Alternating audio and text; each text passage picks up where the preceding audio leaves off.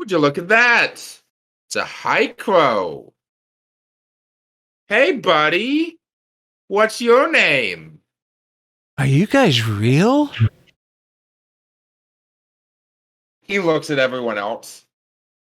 You know what? Nah, you're hallucinating us. Okay. And he turns and just runs back to his family. We return to the adventuring party. Okay. Sneak rat. Sneak. Okay, they're coming. Run away. Run away. That's the first time I've just like had fun with a match in a long time. To give a description of Mona. Yes, Mona Hycro. She stands 5'8" and is a quite stunning figure. She is very attractive. She's sitting in a very confident pose right now, back straight. A smile plastered across her face. Her eyes, though, are that of someone who's emotionally vacant at the moment. Her skin is fair and pretty, and her hair marks her. Well, some would say marks her as a being blessed by the god, by the other creator of fire, Morgul. It could be natural, but it's a bit too red to be natural, and some may say. It's not really known. Her eyes match her hair color with that with a very dark crimson red, which plays into the potential blessing of Morgul. Currently she is wearing a very nice but simplistic dress and adorned with jewelry, though there is not one bit of gold touching her body. All her jewelry is silver and copper.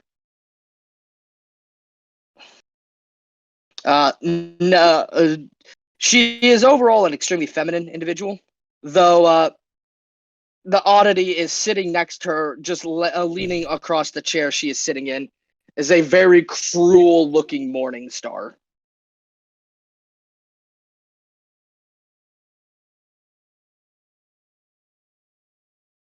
As your father walks in, you see his reflection in the mirror and behind you. He looks at the servants who are helping doll you up and just says, "Leave us for a moment." As they all look at each other real quick before putting down whatever they were doing and walk quickly, kind of speed walking out of the tent. So, how are you feeling? I would prefer to be somewhere else right now. There is an echo from someone, by the way. Oh, that might be me. I can't really get rid of that. Hold on, let me try. Is that any better? I do not hear it. Okay, cool. Yeah, probably come back eventually. As he says, "You might get your wish. Some people have come to town. I'm not sure if they plan on crashing the wedding." That would be a shame.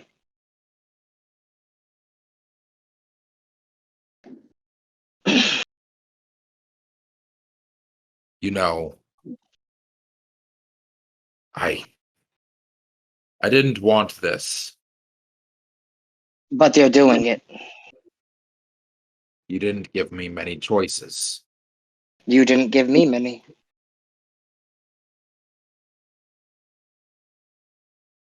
The smile pertains on her face as she's saying this, by the way.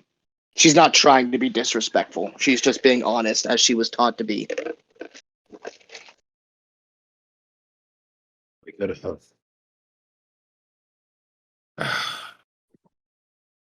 Why did you come back? Why did I? She sort of looks with a look of sort of offense is the best way to put it. Because you're my family. I did not want to be that far away from you all.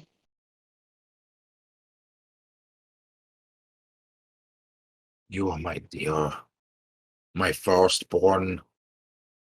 I've put so much time and energy and love into you. See you like you are, to see you become what you have become is more painful than to have thought you dead. Father, I have become exactly what you worked me to be. I am a cleric. Is Luku not part of freedom? Yes. I would not dare say you're spitting on his ideology, but, well, you taught me to be honest. Don't stray too far from it. And I am being honest. I'm being honest when I say that that if you had loved your family as much as you say that you do, it would have been far less cruel for you have just to stayed where you were. And then let my sisters rot away in a society that doesn't value them. How much have you really done for your sisters? Have you done Nothing. anything to cure Morrigan of her ailment? Did you do anything to stop Doyle from being tossed in prison through drunken brawls? You have not I acted as became a cleric. So when I have the power, I can help them.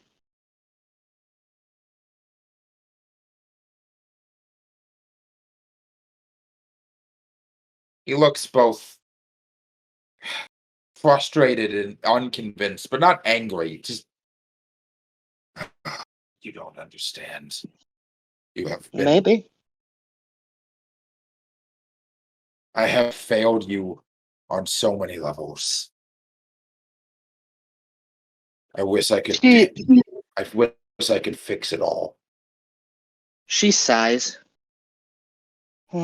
I don't think you have failed me, Father. I know I didn't turn out to be who you wanted to be.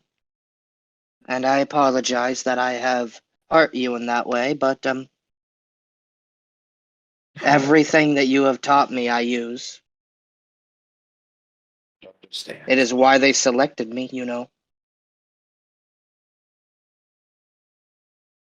He kneads his brow. It is fine.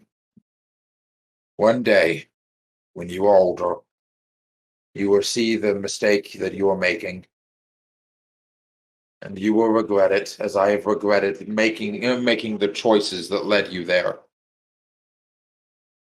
And I can do nothing to stop that fate. I can't convince you of the opposite. I can just,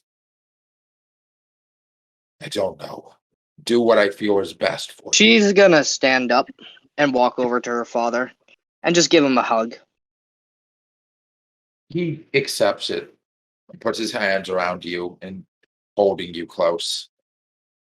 This is not a day to worry about decisions made, whether you think they're right or wrong. This is a day to celebrate a marriage. You're right. Yeah. You're right. It is. You're right. I'm sorry. Be And happy for the grandchildren you're gonna get soon. Yes. Yes. You're. Oh, Quentin is quite a strong young man. He's going to make you happy, whether you understand it or not. He's a good man. Yes. I wouldn't push you off on just anyone I didn't respect, at least on a base level. Guard She Captain's nods son. with a laugh. Guard Captain's son will at least be wealthy.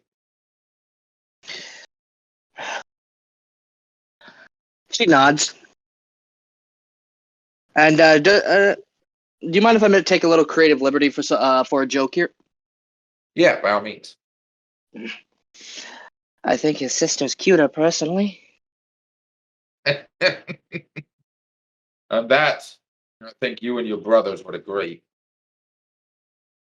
I thought Andara was peeking a few looks at her during the prep. She's one of the bridesmaids, after all. Oh, right. She turns around. I'm going to ask you to hold on to this. I know you won't like it. But this is a wedding you set up. This is a wedding for our family, and it would be disrespectful for me to wear it during that. She takes off her pear-shaped necklace and hands it to him. He takes it. It almost. He looks at it in a way that one might look at the One Ring, with a look of a combination of longing and anger, before shaking his head and putting it back into his coat pocket. He goes to open his mouth to say something else. But before he does, or more aptly to say, as he does, you hear a massive explosion, not immediately next to the tent, but in the tent, in the wedding grounds. She doesn't actually seem to be too shaken by this. As she begins to walk over to her Morning Star, it seems the party crashers have gotten here. Dear lords, how do they finally figure it out? And on this day of all days. He looks at you dead serious. Elysians. Her hand is outstretched for him to give her back her holy symbol. Yeah, he pulls it back out and tosses it to her. Elysians. Andara spotted them. He was doing a good job keeping them distracted, but I sent him off with the rest of your siblings to go find the younger ones. Brian in particular. He and Leopold stayed in town. I'm worried about them. If these enforcers are here to do what I think that they're here to do, don't hesitate. You see, he sees that she walks over to a chest and starts pulling out some armor. I don't have a lot of time to put it all on, Father. Would you mind helping me? Of course. As what type of armor is it? It's brigandine. Oh yeah, so it's just like mostly a chest plate with like a few extra pieces.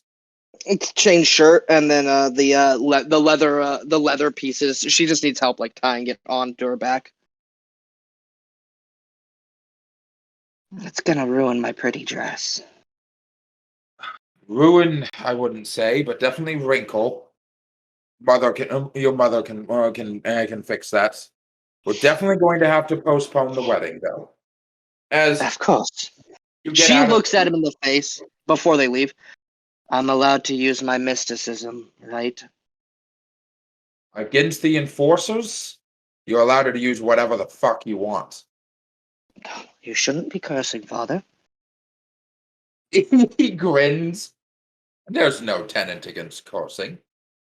As you exit the tent, you see the crowd is in complete chaos, as those who are there as armed security, mostly town guards, and other like members of the town watch, mostly Pelganites, are trying to defend those who like the party goers from several groups of heavily armored, golden mask wielding, fire sword wielding, like Elysians who are cutting people down, but not everyone. You notice that like non-humans or those who are not wearing any specific religious symbols are pretty much just being straight up ignored, and that they're almost entirely going after just the human population of the town. It's sort of ironic, considering that like they I know what's going on here. They would probably actually initially ignore me because I do not look like typical Hycro with the red hair. Yeah, definitely. As roll me probably be extended for them to kill me. roll me initiative. Okay. Or reaction, or whatever the fuck it's called. Reaction. I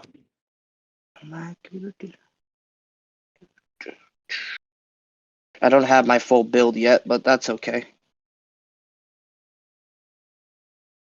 Whoa.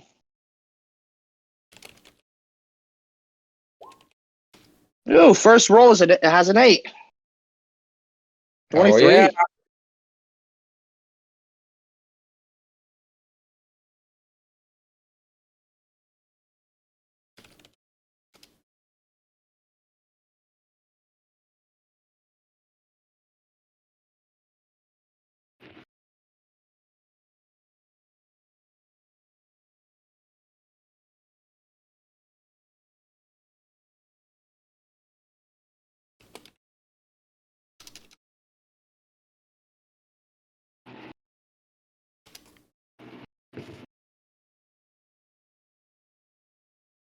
Is everyone dead? No. No, not everyone is not dead. No, Oh. that sucks. Not yet. As you go first, as there are currently within range, there are about 6 Elysians.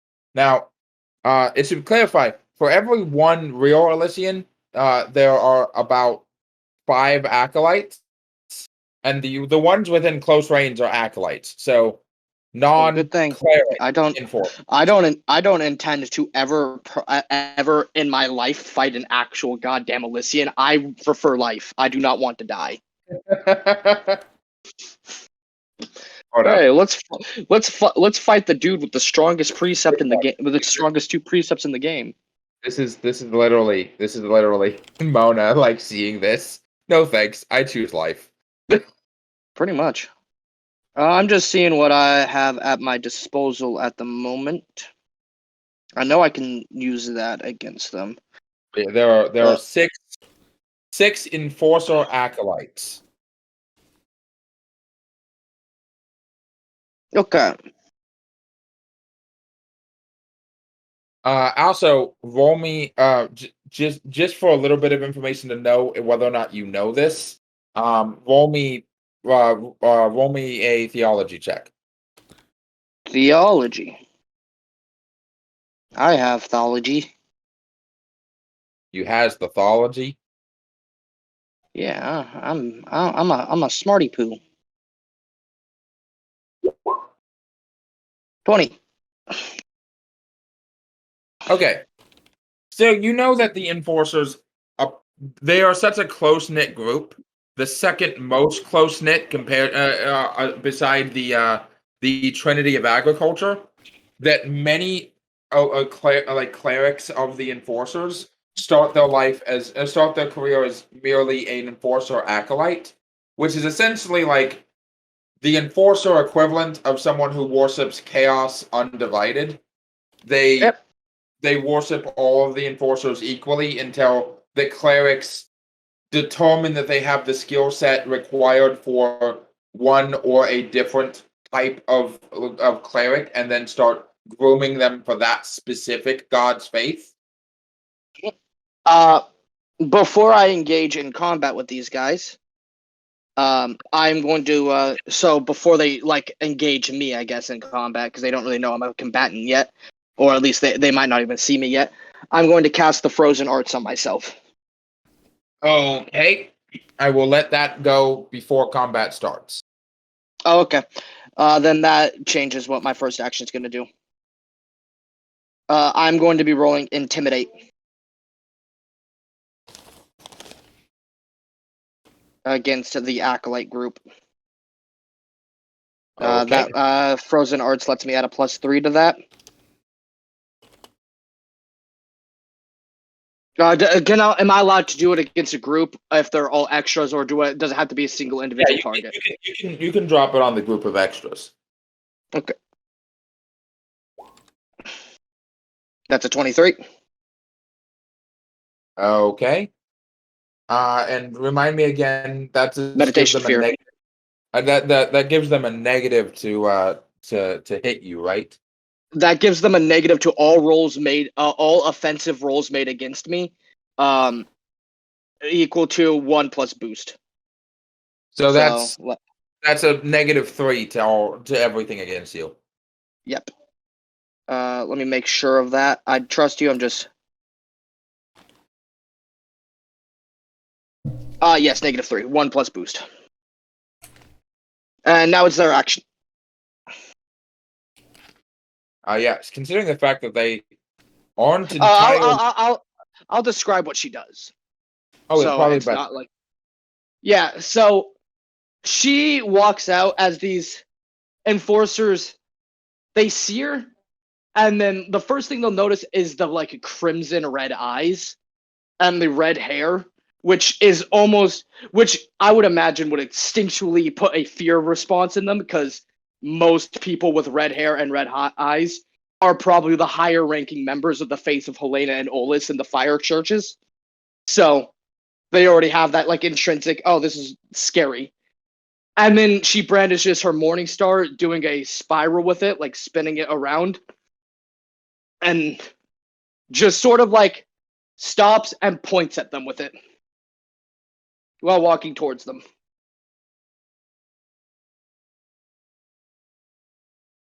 Yeah, they definitely go after your dad. It's like, oh no, thank you. We choose life. It's good. As long as they're not going after me. My dad's a lot higher status than I am. There's a lot more health than I do.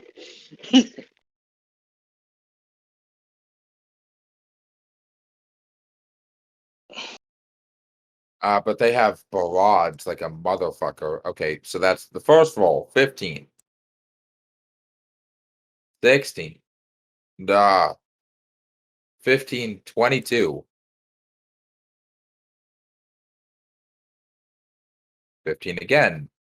18, 23, and 26. Damn. I just get dad killed by scaring the shit out of the extras. Dad's defense. So, I'll tell you if he dodges. Just tell me Okay. the number. What are you doing? 20. I can see your butt crack. He dodges first. Wait, no, that third. He dodges first. 23. He gets hit second. Wait, no, he dodges second. Takes in the butt second. Please stop. Takes his butt just for a second. 19.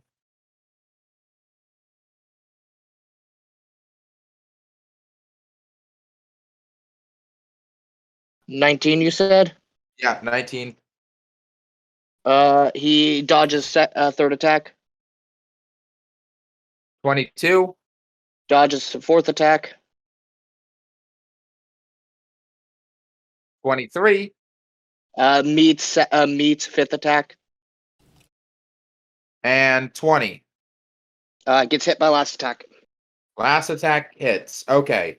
So, as the ogres are like, oh, hell no, towards the scary, half in a dress, half in armor, wielding a mace, they're like, we have just enough theology to know that a hot chick with a morning star probably means she's going to eat our soul. So, we're going to go for the old man.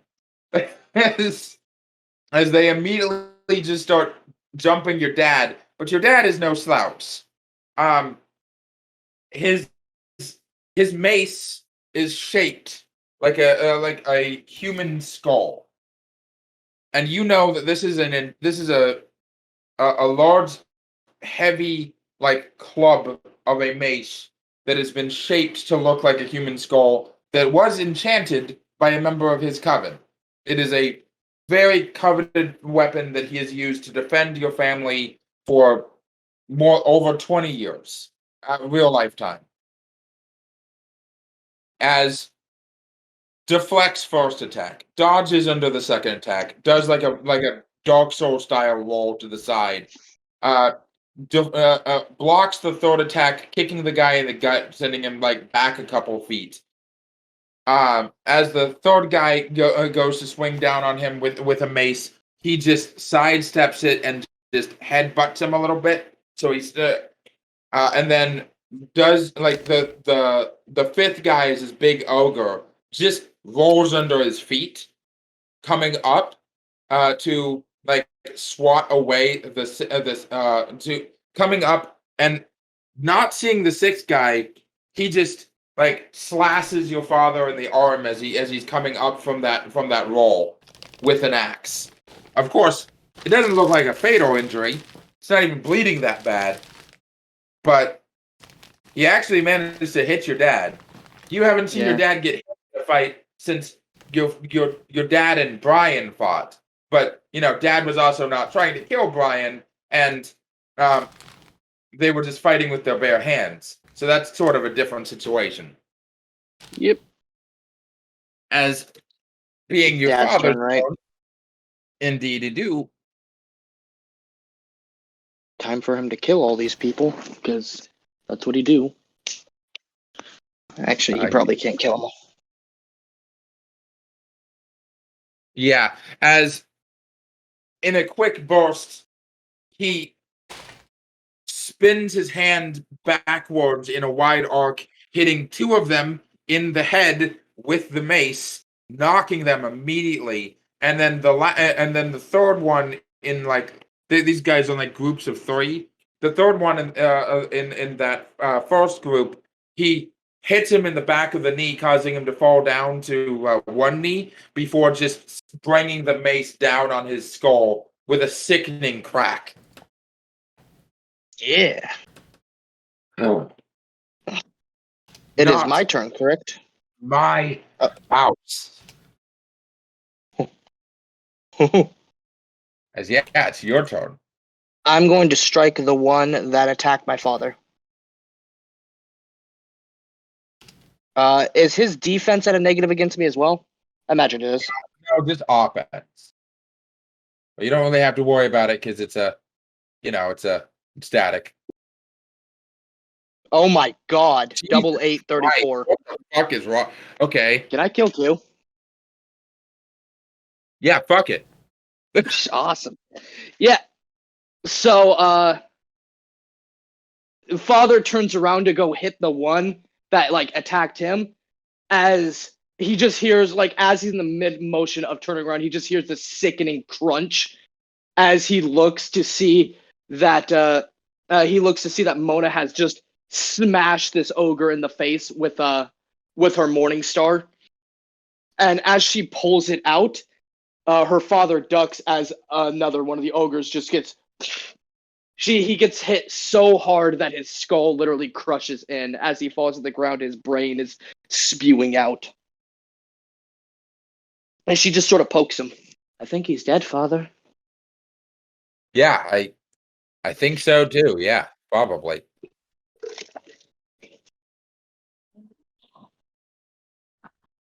She looks at the remaining guys. And that is my turn. There is one dude left. It is now his turn, and he runs. I'll just let Dad kill him. He runs back towards the battle lines. One of the actual clerics, which are giving off the same imposing energy on the battlefield as a space marine would in 40K. Doing a lot of 40K references for me. Just looks at him and says, and just looks at him, and as he's trying to run by, the Elysian just holds his hand out, puts his thumb up, points it down, and then instead of him running past the battle lines, a different Elysian just pulls his blade and slices this acolyte's head clean off. Yep. Using free action to speak to Father. We can't fight the actual clerics, you know that. They'll kill you. We should retreat. Yeah, he sort of steps back.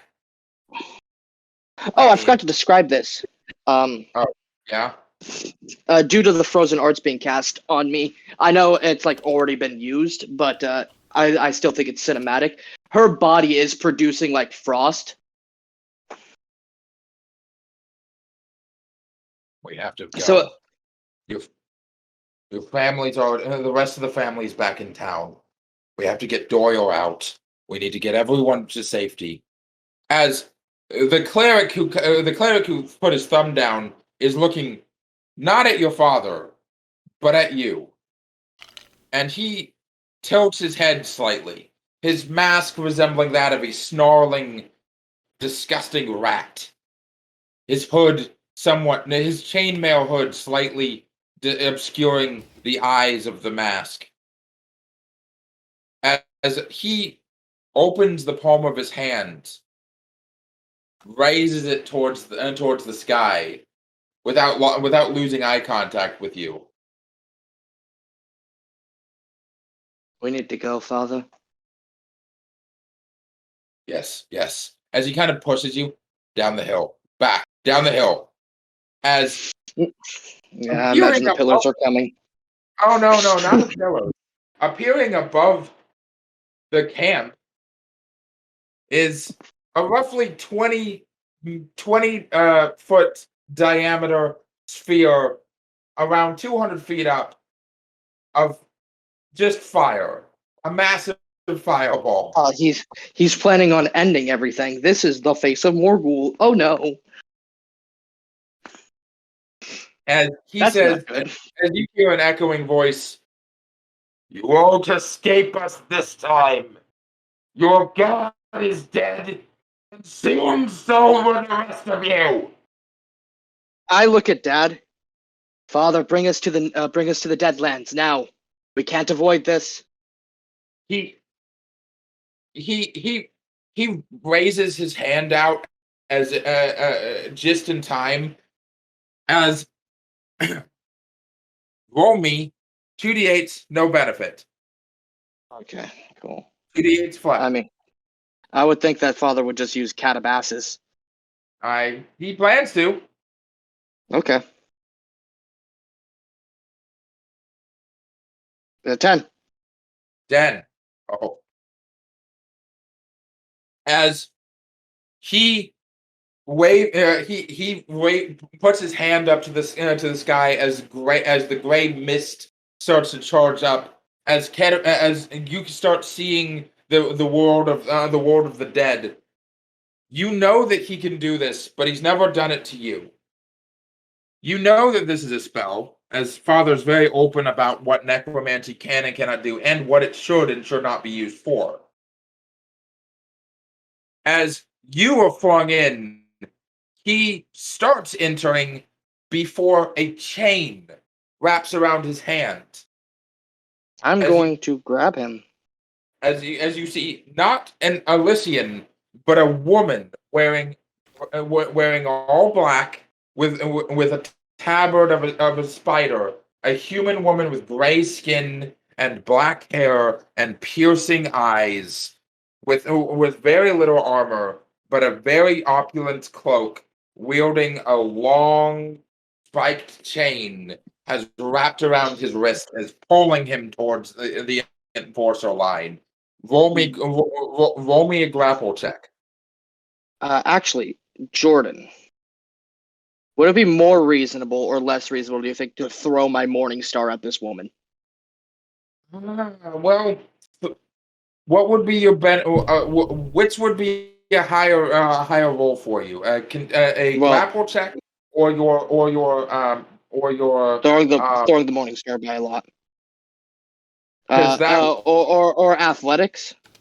That's your Morning Star check. With a -2, I believe. Oh, for throwing them. Yeah, the negative is dependent on what you want to do, but I could do a -2. A -2 isn't that bad.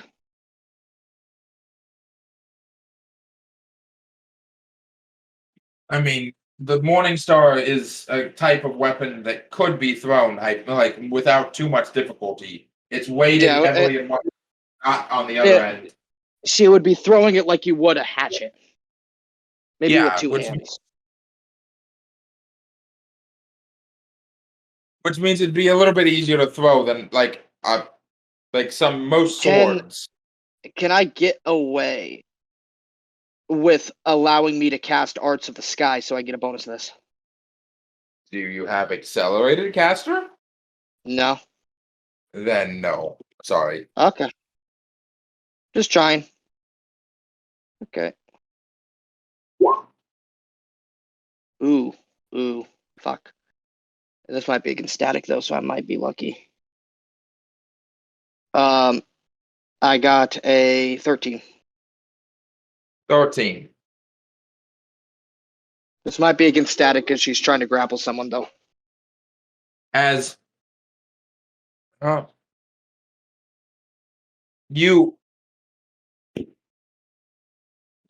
throw the mace just as the spell is affecting you and sending you into the the Ghostlands. And in the Ghostlands, you can't see the people. You can't see living people unless that one spell was cast, like the other spell that lets you see ghosts and shit is cast on you. But you can see where the soul imprint of a person is in the form of a glowing red and yellow beating heart, like a hologram of a heart, where the real person's heart would be. So you can see living people, but this is like floating hearts. As you are flung into the Ghostlands, as your mace is flung before you enter and goes flying, and you see the hearts of all the Elysians and the heart of your father. You see your father's heart quickly move towards the enforcer line, but then you also see where that woman in gray was. You stop seeing the hologram of her heart almost entirely. It fades so much, barely even noticeable. And then, even though it doesn't hurt you, you don't feel any pain or damage. Like a ghost pain of fire, if that makes any sense. Like the ghost pain of being burned. Damn. Yeah, she's just sort of sitting in a, like, balled up position. Oh, I hope I got her. Oh, this is bad. Oh. As the feeling dissipates after 10, 15 minutes, Father should have been here to pull you out by now. You know how this works. You can't get out without help. That's how this works.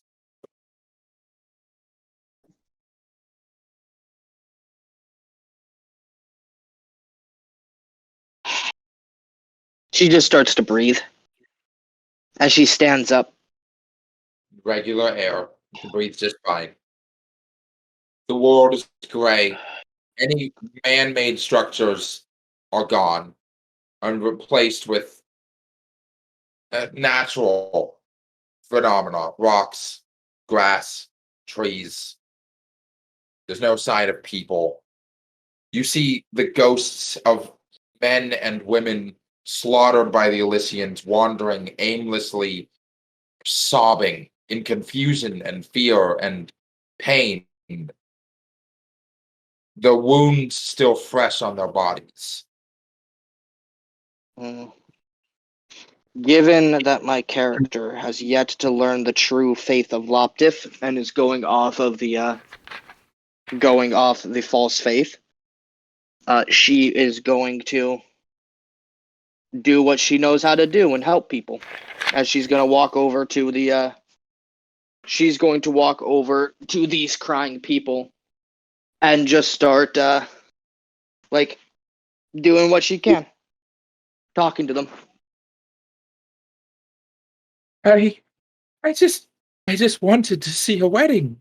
It was supposed to be such a beautiful day, and then the fire came. And why?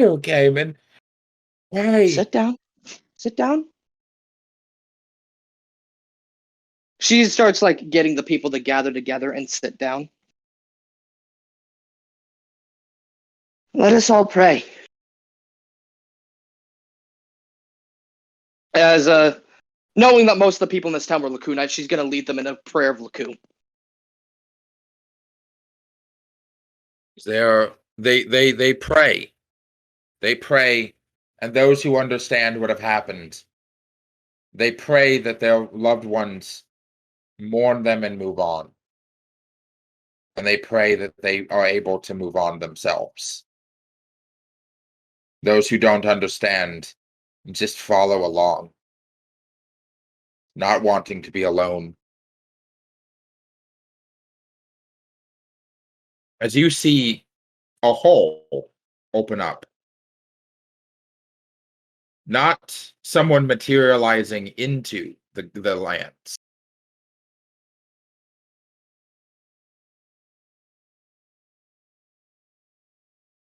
She turns around after she sees the people. They continue to pray. I'm imagining there are some people that like realize what happened and are now trying to help the other people realize what's happened, as Laku was one to do.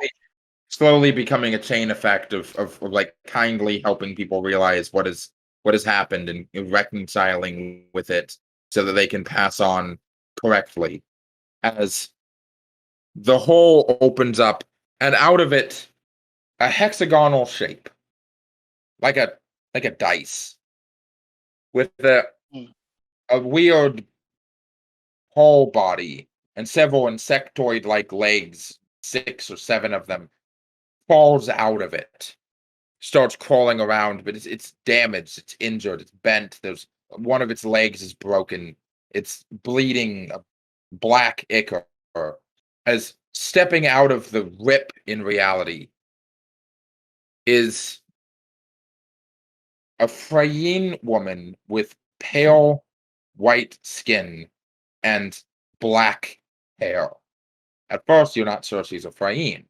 You might think she's a Mihangi, but a revelation of or smile in your direction shows not a row of terrifying wolf teeth, but the simple molars of an herbivore, save for 2 sharp canines.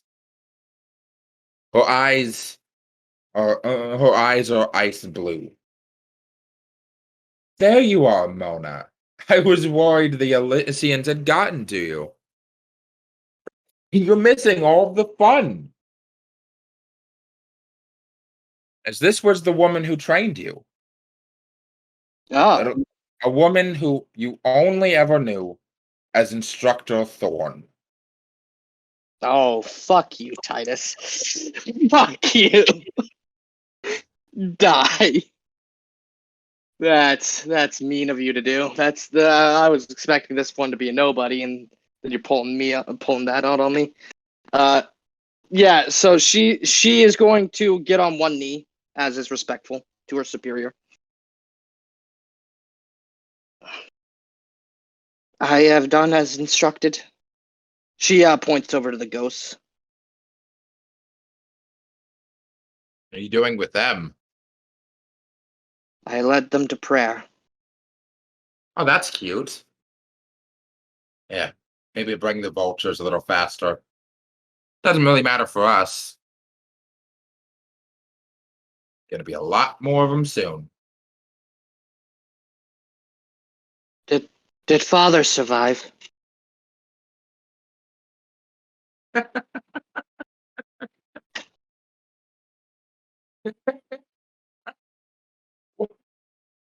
You still care?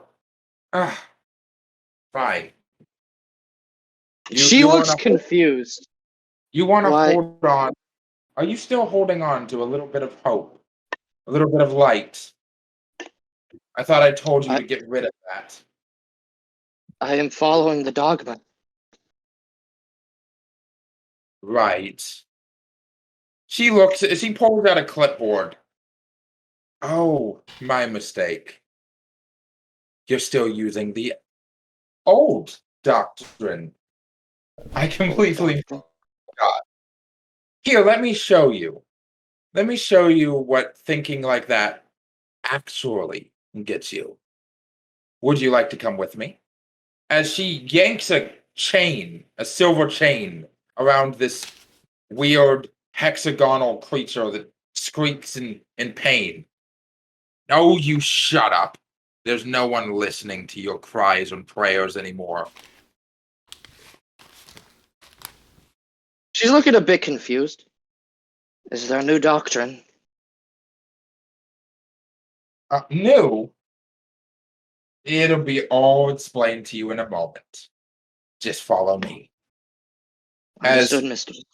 She yanks on the chain as the creature scurries and creates another rip, scurries through it, clearly to escape them, as she just casually steps through it. I follow. You walk into what was the wedding ground, except for the entire valley hilltop is on fire. All the tents are burning, corpses everywhere. You see the lady in the gray dress. Your morning star is sticking out of her face. She just starts to laugh at that. I gotta.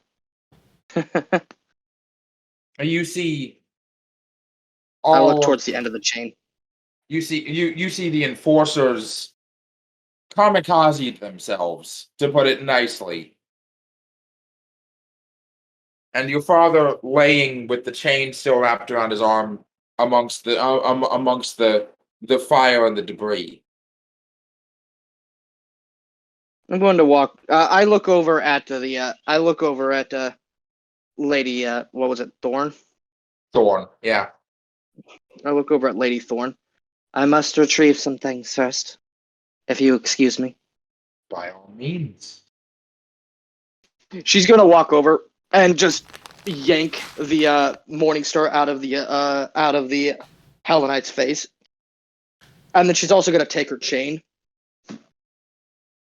This is nice, and she wraps it around her arm. Yeah, she's gonna walk over to Father. Father is. You find him still alive, technically. His face is horribly burned. His armor scorched and ruined. His mace lay on the ground, unaffected by the flames around it. Nothing but a tiny crack in the face of the skull that makes up the mace head. She picks up the mace and puts it on her side, and then she's going to pick up her father over her shoulders. She will use the. I'll use this. It would be out of character thing. It's more cinematic. She's going to use 2 more rituals in order to cast both the Arts of the Sky and the Frozen Arts to make a cool breeze to soothe her father's burns. Come on, Dad.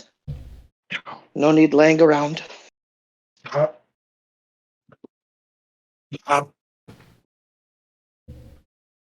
Don't talk. He'll kill you.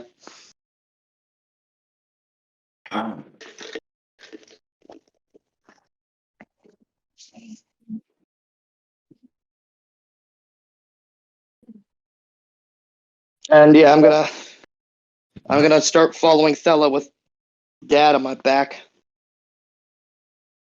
I don't imagine he's too heavy. I mean, what's your strength?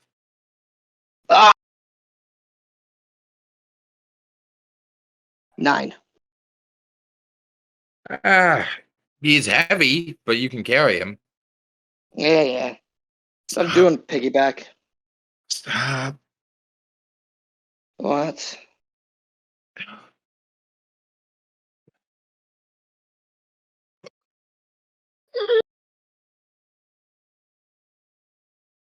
Father, I said stop talking. It's only going to kill you quicker. You're trying to save him? Ugh. He's my dad. It's dead weight. He's already going to die. Unless you have any light rituals or healing magic you'd like to perform, he's probably going to die from those wounds in a matter of minutes. Give or take an hour. You're never going to get him out. I understand your disposition, but if I fail to at least attempt, I will be spitting on the legacy he gave me, as well as the teachings I was taught at your school. As she folds her arms, Fine. You want to you want to try to give the old man a chance?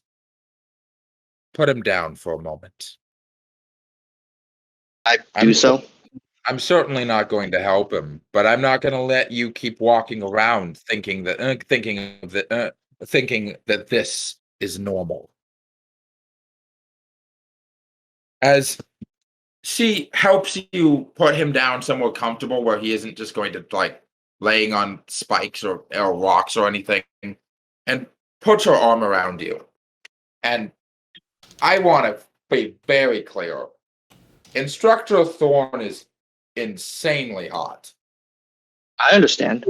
Yeah, there's she's sort of blushing. Well, not sort of. She's blushing. As he says, who did this? It was a Hellenite woman. I put my She lifts her bloody, like, now like scorched morning star. You're right. It was a Hellenite woman, the queen of order, the most respected among the gods who face the darkness head on. But they are liars. They're not even being honest with themselves. They hunt magic, and yet they use magic. They hunt darkness, and yet they use the power darkness wields. We She's taught like, you only she's like, clutching onto every word. Like, this person is a prophet to her, so it's just like everything you're saying is gospel. we only taught you 2 out of the 3 sects of the faith. You know how to be cold, changing, like the wind, like Nif. How to be sterile towards situations when called, but to break the chains that hold you back. But we never taught you what the real chains were. Optif is going to free everyone. But first, we have to break everything. All of the foundation the gods have already set up need to be torn down. The enforcers, those are top of the list. Cinder and her hierarchy of beauty, a thing of the past. The coup was a relic, an old idea of peace and working together, a concept that was destroyed in the Gods' War. But he was too stupid to realize that he was an antique. And the enforcers killed him. Your father's God is dead. There is an odd amount of lack of emotion.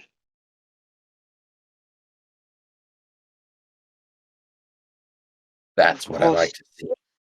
You don't give a shit, do you? Not a single fuck in that little head of yours. It doesn't affect you, so it doesn't matter. She nods.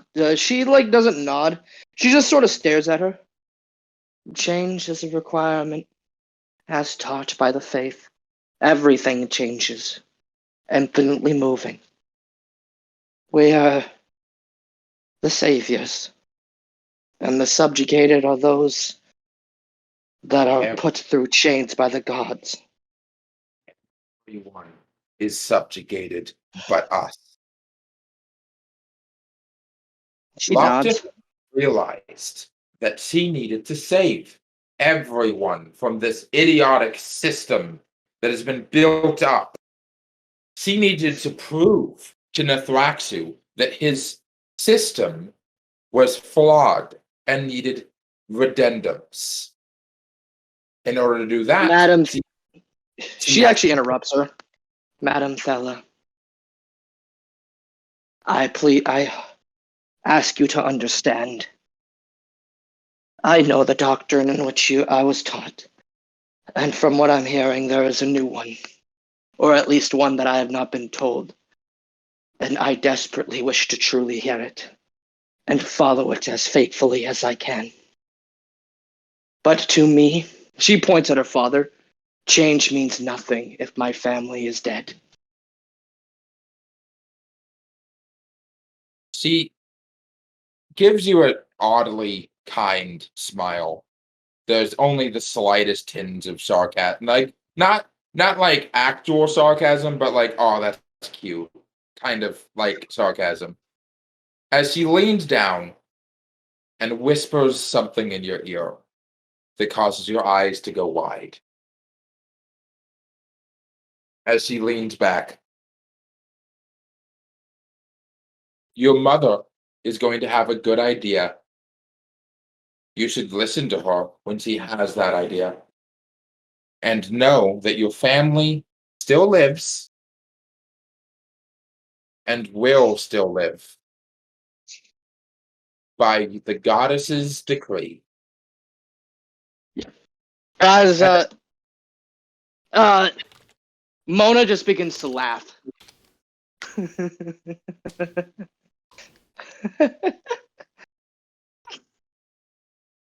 She looks down at her father. You were right, father. Oh, I don't think this was the reaction you wanted. This is wonderful.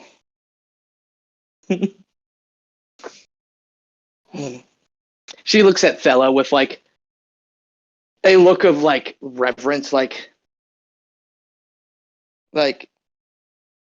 tell me. I mean, I'm saying her actual name. I'm sorry, but looks at Thorn. I desperately wish to hear more. And you will.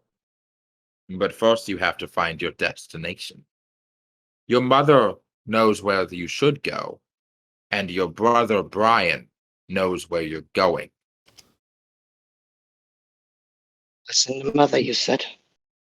Listen to your mother. Now, Ta, I have, as her face grows very dark, I have some more men to break. Do you think it's within the knowledge of Mona at the moment that would be something she is capable of doing? I think there is a potentiality that would have been one of the tactics used to keep people at the church. If they got seriously hurt during training, they would give this magic potion, and it would make them want to stay at the church.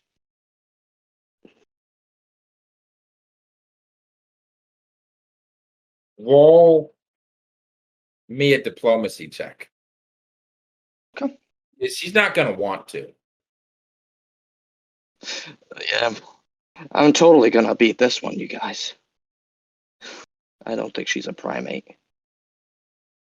Are you giving her heroin or something? Pretty Are much. you giving her heroin? No, not even joking. Pretty much. Hey man, I That's got the plan. edibles you can offer. 17. Mona got him from Leopold. You give her something of a pleading look, but I can say what she says if it would affect it. Yeah. She looks down at her father, holding the pear to holding the pear to her chest. Mistress, if I may impose a favor, can you give my father that potion at the school? If you do, I will be eternally in your favor. Any request you give, I will comply. I cannot lose my father. She cocks her head to the side, her expression changing from that of amusement to seriousness. That potion is for the faithful. It is to keep them alive. She looks at her with She looks at her with a look of pure determination. Father is the only reason I am currently faithful. His teachings led me to you. It is only because of him. As were the teachings of so many Lacunites who murdered their masters in their temples today.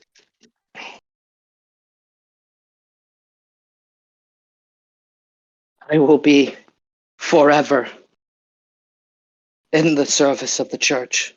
You imply in that statement that you are not already. You imply that you have a choice. She sort of looks down in shame.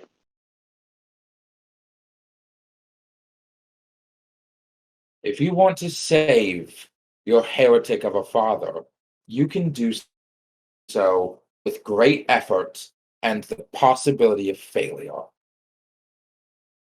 As his life matters not the grand plan, only yours, and you are putting your own ambitions and your own desires above the mistress's and above her master's desires. And you do so at risk. I will not participate in your risk.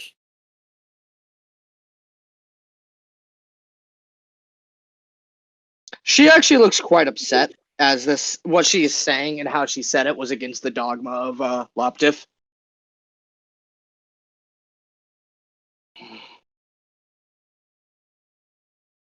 I understand.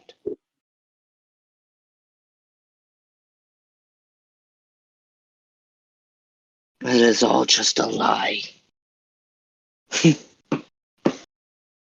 That's a very cruel trick you play on us. I like it. She's gonna pick her father up, back in piggyback style. As she gives a kind of a cruel grin. Not any worse of a lie than those who killed him teach. Good luck. As he turns and walks through another rift in the world, this time one that she made herself. Yeah. Before this will be a good time to cut the scene, but before we do, she does say to her father, "I think you're gonna want to have a long discussion with me after this. Let's get out of here and find the rest." Yeah, she's gonna go and walk, continuing to soothe her father's burns with cold and wind. As I'll cut your scene in just a moment. As you come across the hilltop, you look down into the town, and you don't see much of a town anymore. The buildings are ablaze. Fires catching across all of town. The farmlands in the distance have been scorched and burned and salted. But more interesting to you than the destruction is a dense, waist-high fog permeating the entire town, coming from a camp just outside of town, just to the south. The fog is dark green and blackish green, and you don't see a single moving person. No enforcers, no citizens, no guards. It is eerily quiet. As you walk She stares at it for just a moment before beginning to head in the direction in which she was told to go. As we cut to Morrigan, Doyle, and Brian, not Doyle, Leopold, Brian, Leopold, and Morrigan, as you look at the fucking the murder cloud and all of the dead people, and you see that your siblings just horrified, surrounded by skeletons in one of the cages.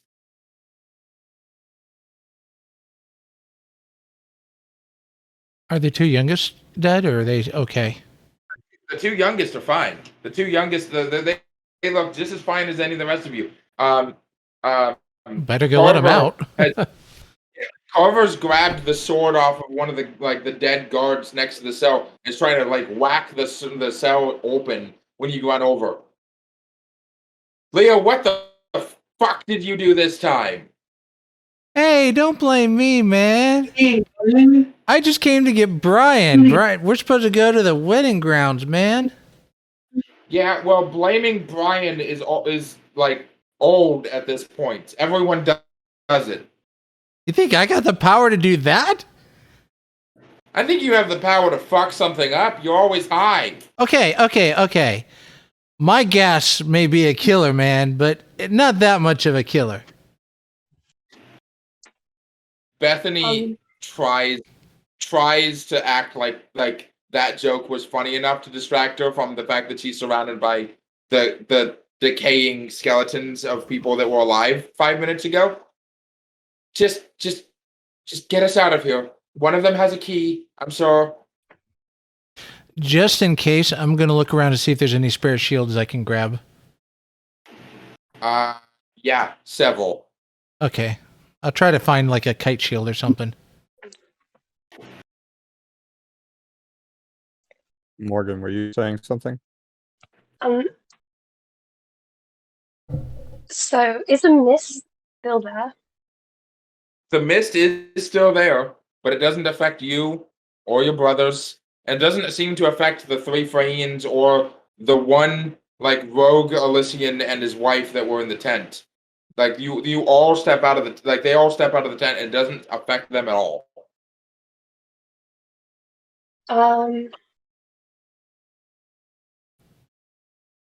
What about the guards, people in the tent? Don't they see this too? There's only one guard in the tent. Yeah. Yeah, the one guy, The deserter. The one guy, his wife, and the three Freyans that were in the tent. They all leave the tent, and God. the mist does not affect them. Oh, and it seems good. they're walking through it just fine.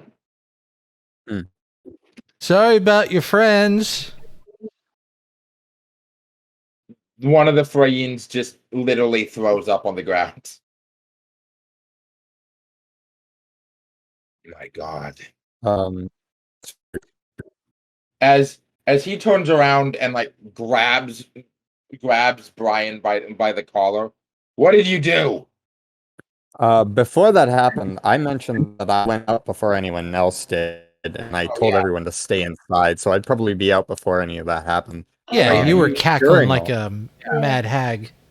No, that was Locke that was doing that, and I assume Locke's still just kind of kicking the skulls and doing the Joker dancing down the stairs thing.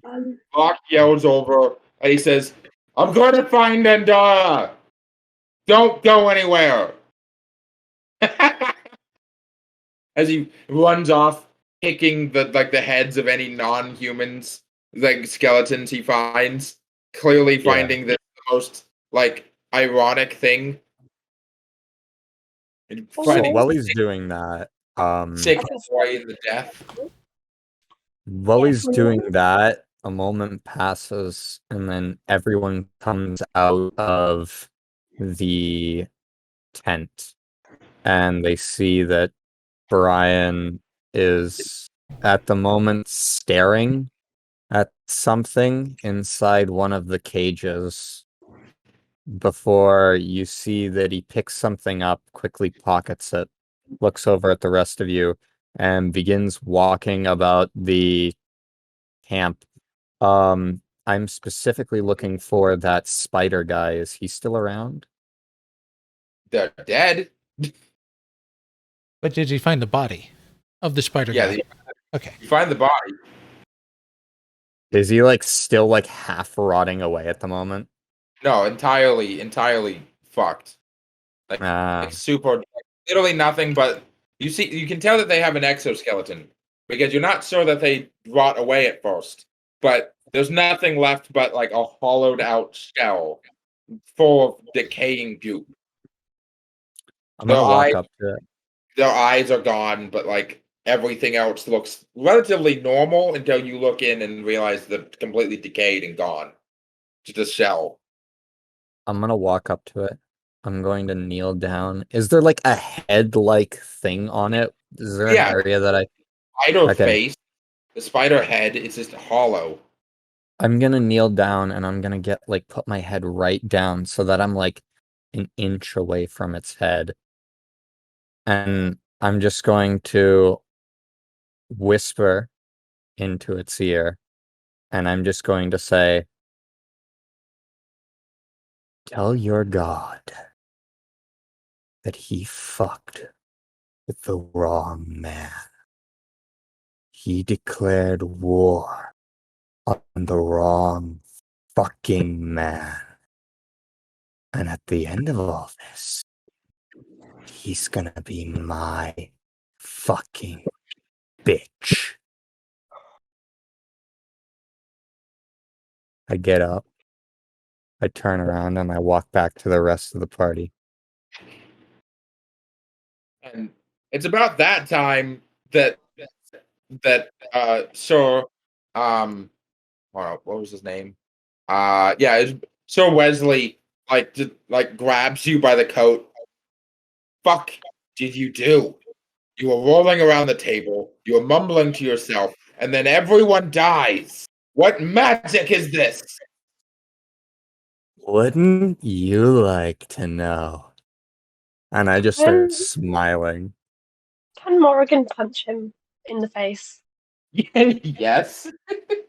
As soon as I see you walking up behind, I immediately grab him by the shirt. Basically holding him down. Morrigan looks like she wants to fucking murder Brian. Who, So me? how would I do that? Yeah, murder you. Oh, I thought you were attacking the guy who was grabbing me. No. Okay, alright. So how do I You are getting you can just punch him. You don't have to. You're not rolling for damage. You're just punching him. Yeah. Oh, I'll let it yeah, happen. no. Yeah, she just it's a surprisingly nasty right hook. You're not exactly the world's strongest. No. It hurts me. Yeah. I reel back for a moment. It's funny.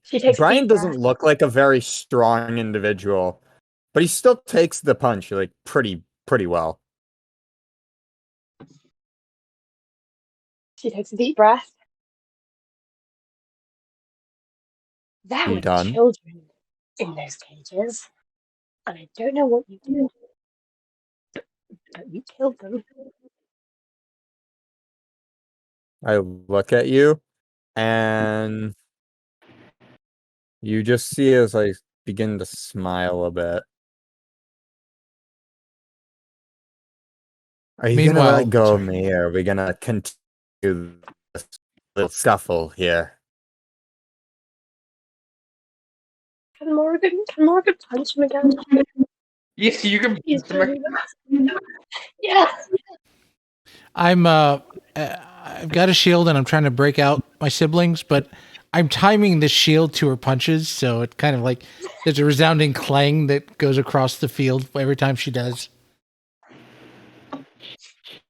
And then every time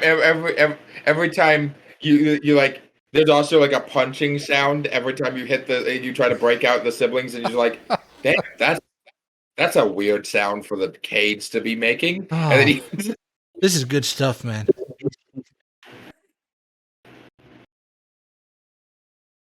As you pop the lock after enough effort. Sorry, I didn't mean to interrupt the two. I was just saying what I was doing while they were doing that. Are you good? You pop the lock, and Doyle and Carver come out. Carver pushes you off Morgan off of Brian. That's enough. Carver, stay out of this. I look over to Morgan. All right. if you're done having your little temper tantrum, it's probably best that we go and find the rest of the family. The rest of the family. Everyone's probably dead. Come on, guys, let's go to the wedding Nobody place. is Maybe dead. pause there. The wedding How do you place know that no one's dead? I see gestures to the top of the hill, and There's as he only there is As- only one dead. I- No, there has not. There are skeletons. Did you? sorry, I'm having a hard time understanding you, Morgan. Yeah, you're cutting out a bit. Yeah, hold on. Let me Are try. you on your phone again? Is that better? That's so much better. Holy shit.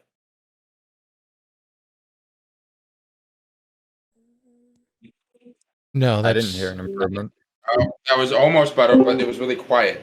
All right, try again. Oh, is that better? Yeah, it's way better. Cool. As Carver gestures to the hilltop, which is still on fire, roll me perception check for the player characters. perception. Beat.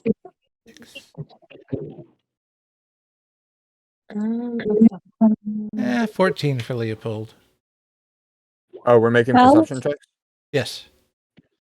All right, let me get my perception up.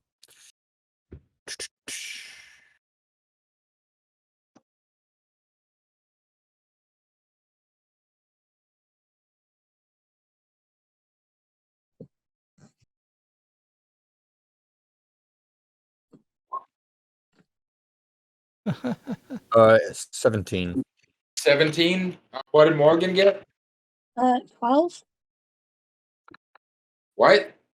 12. I got a 12. 12. Okay. Yeah, you all see coming down the hill is your eldest sister carrying what looks to be a body over her shoulders. You can tell it's your older sister because she's wearing a dress and armor. And also has bright crimson red hair. Yeah, and bright fucking red hair. Mona has the nicest hair in town, hands down. Is that the groom she's carrying, man?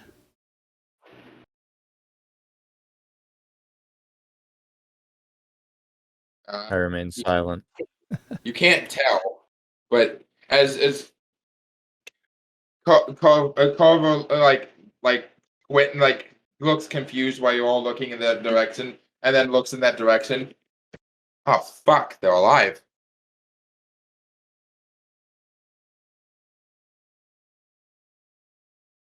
As Bethany just starts running as hard as she can towards Mona.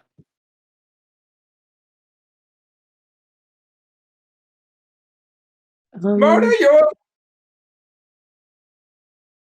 as when she gets close, she sees that it's father you're carrying, and she kind of stops and covers her mouth. I begin walking forward. Is he? He is going to require medical assistance. Hey, Dad, I brought Brian like he asked. I don't think he can hear you. Well, let me know when he's awake. I certainly will. You get into the middle of this camp as you notice that the fog starts to dissipate. It was coming out of a large brazier, and in the middle of the brazier is an ice statue of a massive, like a frozen angel. It's very clearly a frozen angel in a state of pain and shock. She looks at that with a bit of awe before putting her father down on the ground. There's a I magical help you. tent. Is Wasn't what? that angel that one of you guys saw in the flame? Yeah, it was the angel. Yeah, Morgan. the angel that. Yeah. Yeah, Morgan, you saw the angel. Yeah. The angel looked at you with a look of, "I'm going to kill you, but later. I've got shit to do." and then when shit started hitting the fan, the first thing everyone noticed was the angel screaming in pain and agony before being turned to ice, and then the mist bellowing out of it. Morrigan is going to direct them to the medical tent. For clarity, description's sake, Mona has the literal best way to describe it is a very disturbing look on her face. Like she is like her father is pretty much dying on her back, and she has a smile on her face. She's also covered in blood. We're going to talk about that later. There's a medical tent over there, and she just points to the tent that they were all in. Oh, Leopold actually helped carry because I think he's got a pretty high strength right now. I'm gonna help carry as well. She'll let you two. She'll let the two men bring him. You lay him down on the medical table, and the Freynes start examining him as he sort of like swats one of them away very weakly. Well,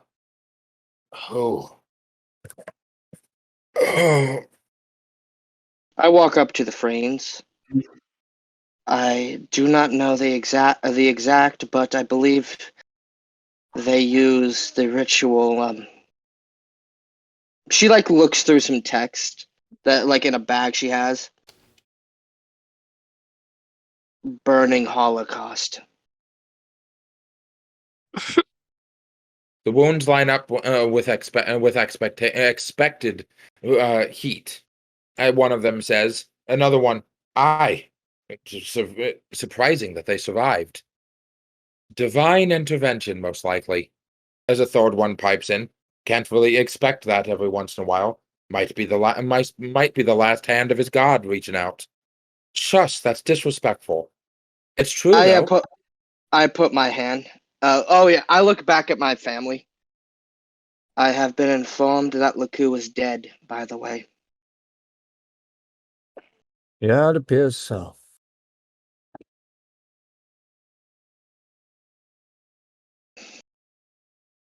She says that with like, there's obviously like the respect there of the dead as she has been taught by her father, but there's not like the trauma that should come from someone who was taught to like follow this god her entire life. How far away is town from this tent? It's just on the edge of town. Like the camp is just on the edge of town. Like is there any movement in town?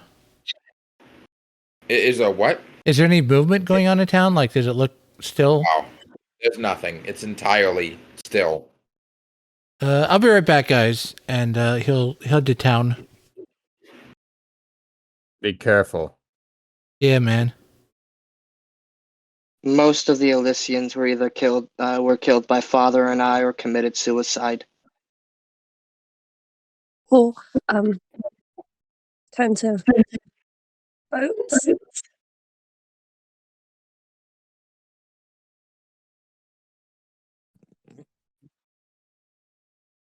As I'm just he's kind of like laying- standing. I'm just kind of like standing in the corner, just looking at him, silent, just plain expression.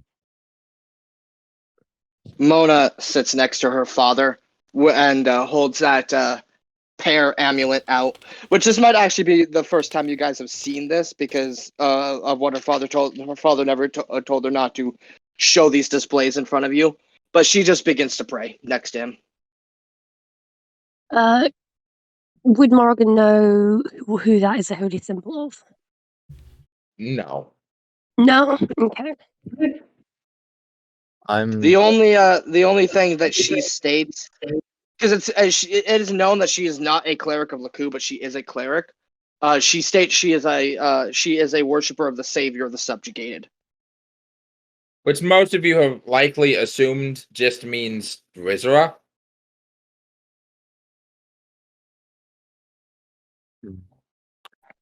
As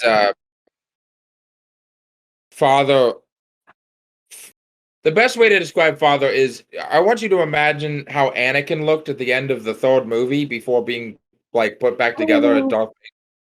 Now I want you to imagine worse than that. Yeah, that's what I was imagining. As he looks over and sees Mona praying, and then turns his head to look to the other side of him and looks at Brian. I look almost disappointed, but not directed at him. You can't really tell. You can't really tell who I'm disappointed at. Everyone out but the eldest son.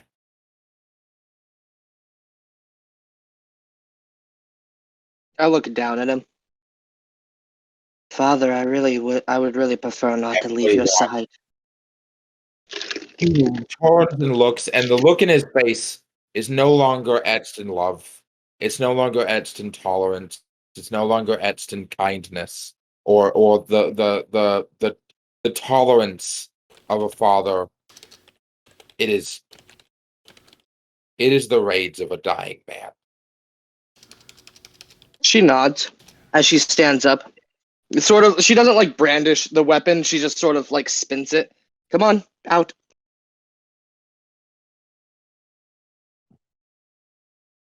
She's gonna start ushering people out.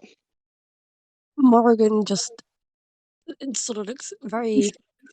You know that numb, like not numb from shock, if that makes sense.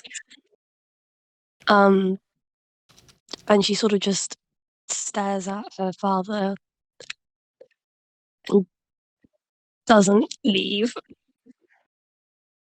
If I see you not moving, she's gonna grab you by the arm. Father needs to talk to brother. Come on. But okay.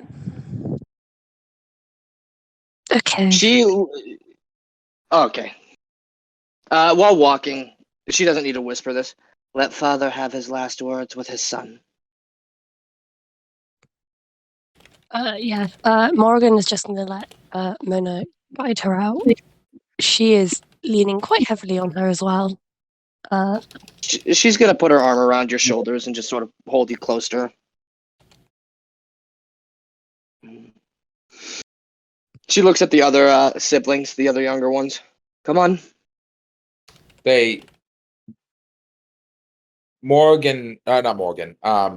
Bethany follows, tears swelling in her eyes as she looks down, but follows, and Culver pauses for a moment, looking at his older brother with suspicion and a glare of, you're not quite sure if anger or just jealousy, before walking out, turning to leave the tent.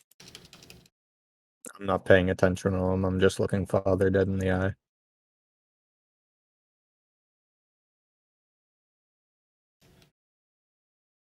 As I get to the door, I sort of look and I see that there's very clearly a tent, but between them, as the who's the older one here? Who's the one staying? Just so I get Brian. Brian.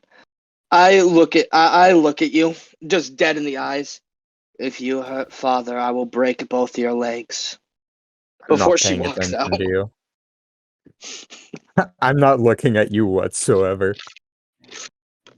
In fact, I'm not paying attention to anyone. I'm just still have a like bland, disappointed look on my face just as everyone walks out of the room. I'm not paying attention to anyone. And I'm just looking at father the whole time.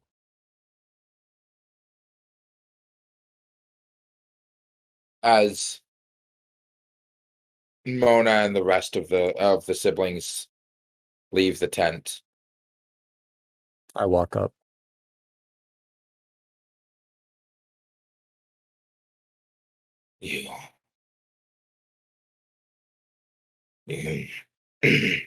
Well, what is it you want to hear? then I'm sorry that I was wrong. If that's what you want. Because This is the. Sorry, go ahead. Because Mona's not getting it, and neither are you. This is the first time that I break eye contact with him, and I look and make sure that there's nobody leaning against the tent. There's nobody outside. And I look back down at him, and I'm starting to cry a little. And I just look at you. He weakly raises his hand and puts it on your shoulder. I have always loved you. And I wanted you to take my place. But that's not what you wanted, is it? No. No. So is what I wanted. I wanted to be the better you. Thought everything I was doing was for the best. But I was so wrong. I turned you and Mona against me. I enabled your mother and her habits. I made your sisters feel unwelcome and unwanted. I made your brothers burden all of the responsibility. I was never the father you deserved. Well, And I loved every single one of you. And I still do.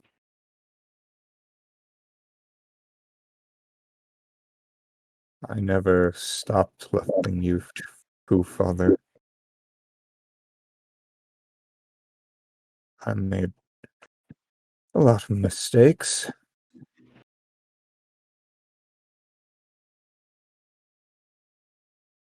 I'm not gonna make this, and this all is my mistake. And I couldn't do anything about it. But I can do this. You should have taken the last bit of time to be with the rest of the family. The one's more important than I am. But if you're taking the time to be with me, don't bother mourning. Tell me exactly how to lead them.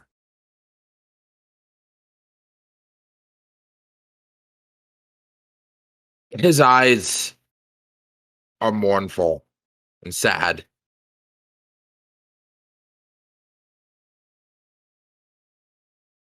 I wish I knew. This whole time, I was following the doctrines. But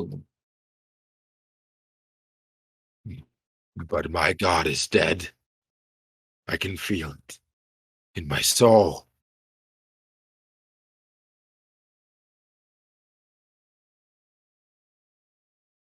I understand.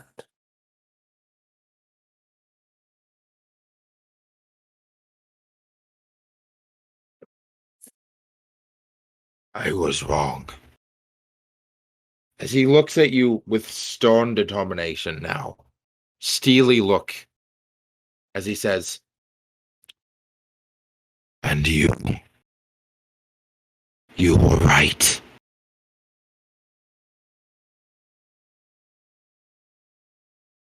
So take all that you are going to do and do it. There are no more rules. My ghost will not be sitting over your shoulder telling you what to do or not to do. There is nothing but black on the other side of this veil. You will mourn me, and you will move on, and you will take them, and you will do whatever you need to do. You will kill, you will steal, you will survive. Because that is who you are.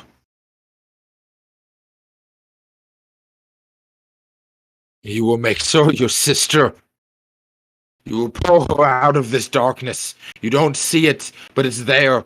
You will pull her out of it. You will look after your sister. She is the light. She is a light.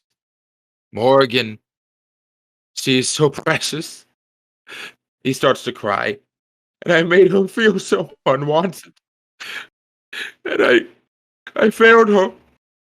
And your brother, he turned to Pelgan, but Pelgan did not protect us. And do not let him forget that.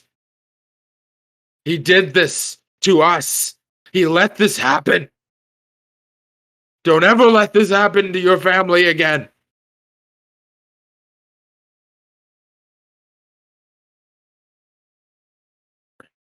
Put my hand over my father's heart, and I put my other hand over my own heart. And I just look at him for a moment and close my eyes. And I just say, "You have my word." Good.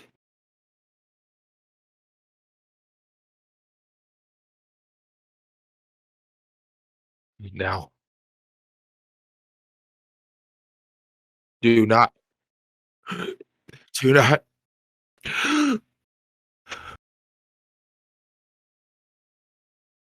do not blame Mona.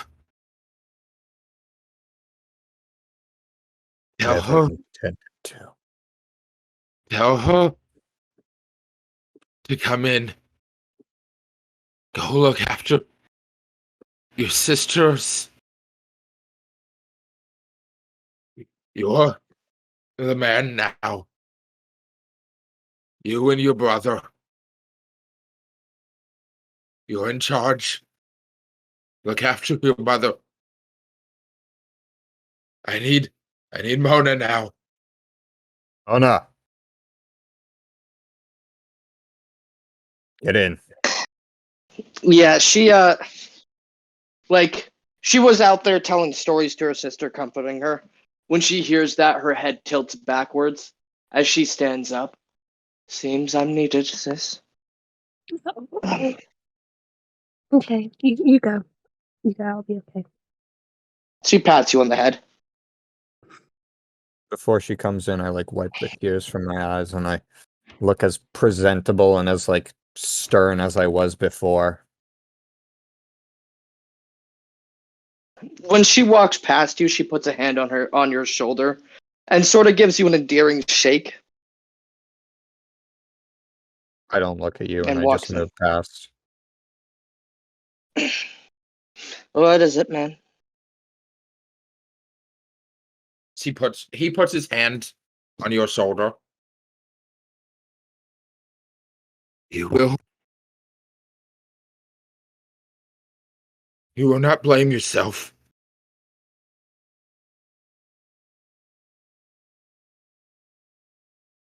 I don't want to die to these bones. I don't want to die to an Elysian.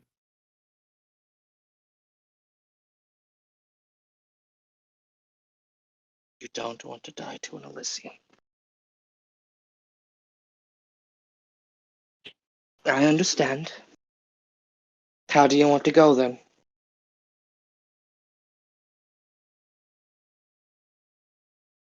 It is only fitting. And there is both love and bitterness in his voice. That the last Lacunite of this town dies to a Leptifian.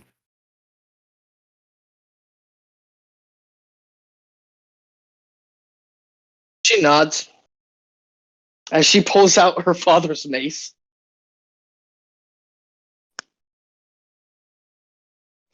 as she puts it next to his bed and is just gonna give him a long hug.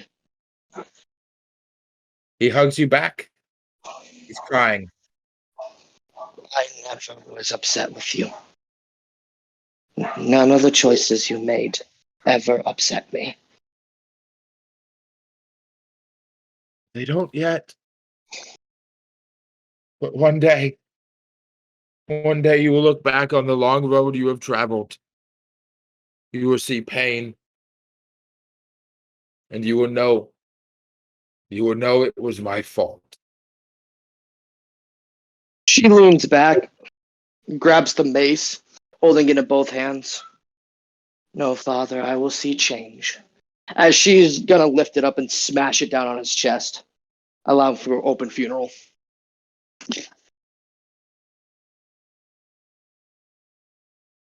As the mace swings down, the camera doesn't focus on the wounds and instead shifts to the empty, dead streets of the town as Leopold is walking to his girlfriend's house,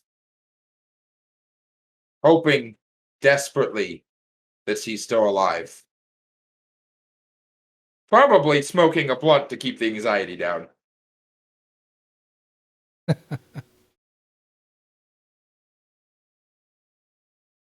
As yes, describe walking through town to Zyla's house.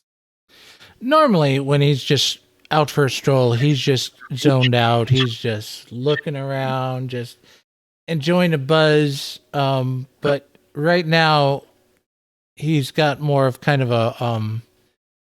a shock to him. I forgot the term where you just numb all over, and just the quietness of the town, very unsettling. And he's just walking carefully, but just, I mean, he wasn't as bothered before because a Hycro's always been kidnapped or attacked, and the family's always come to ward him off or rescue, but it's never been this extreme. So he's expecting the worst when he's going over there.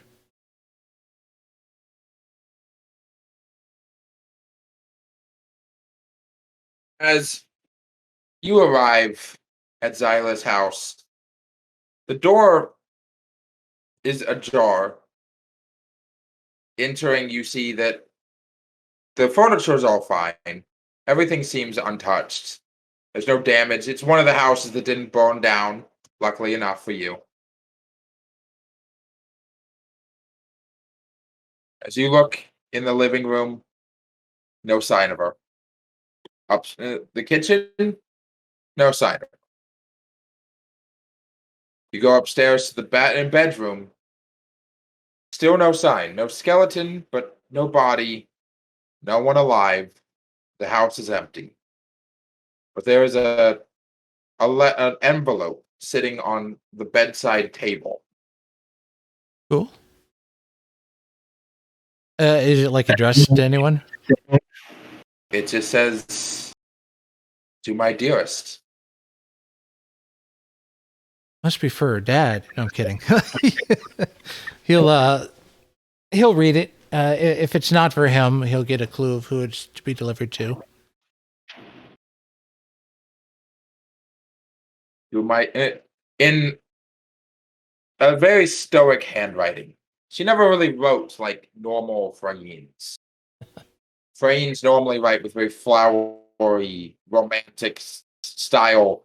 She's always written more like the way ogres and phantoms tend to, with very, very blocky letters, very almost mechanical text, with every letter looking almost identical. Well, two other letters of the other like printings of the same letter.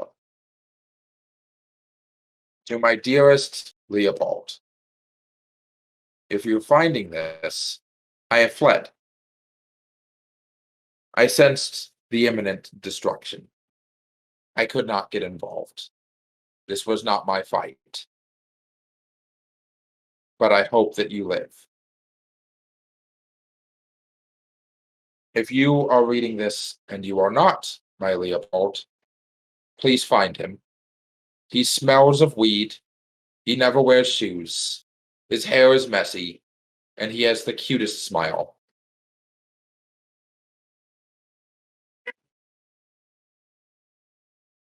I don't know where I will be, but if you live to see this letter, I will see you again.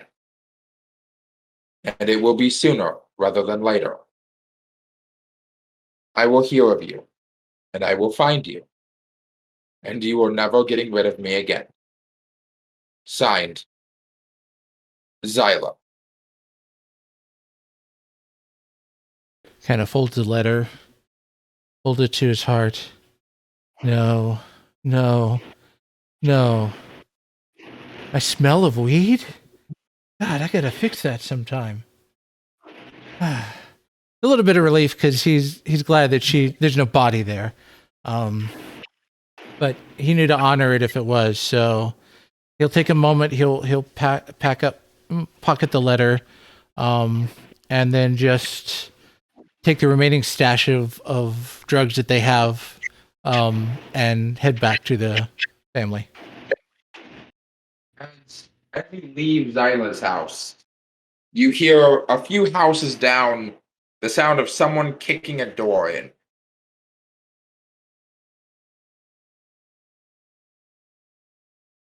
All right, I've looked in that direction. As you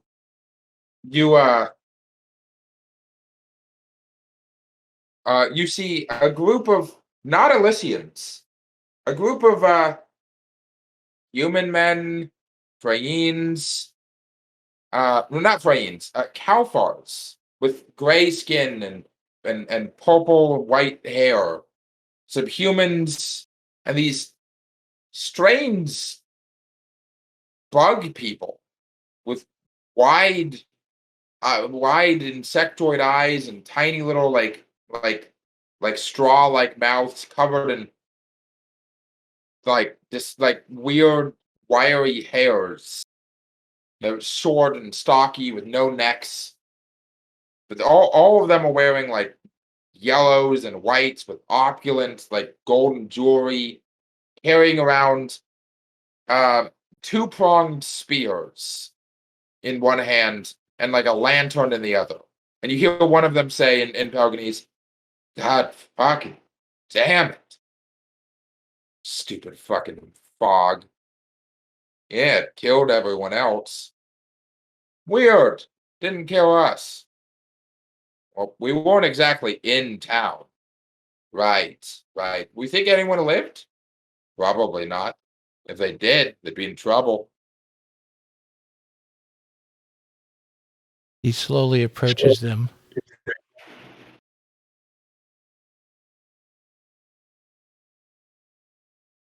And gets closer. Roll me a stealth check. He's not being stealthy. He's just very slowly walking up towards them. I mean, I'll roll it anyway, just to see what happens, but stealth. Oh, that's with the -2. And that's going to be 4. It's because you smell like weed. Damn it, I got to fix that. The weird bug-looking one like sniffs the air with its weird like trunk-like mouth, and then looks in your direction. We have a survivor. Oh, one of the Kalfars looks. Would you look at that? It's a Hycro. Hey, buddy.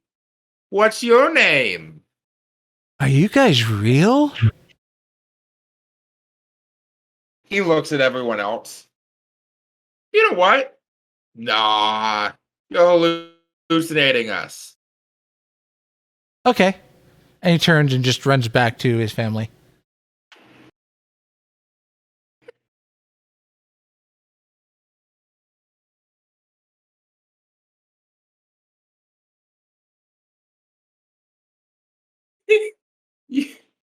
You, you,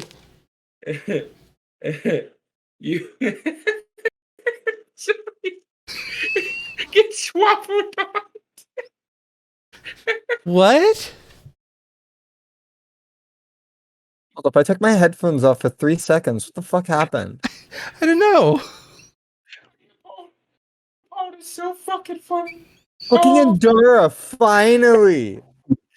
I'm gonna kill. Nah, it's too late. You know what? I'm gonna give him a second so I can give him XP for showing up, and that's it. I'm gonna give him showing up, and that's it. That's all I'm gonna do. Wait, is the game done? Almost. It's almost. Well, I told you guys I was running a short one because most people didn't show up. Yeah. And I appreciate it.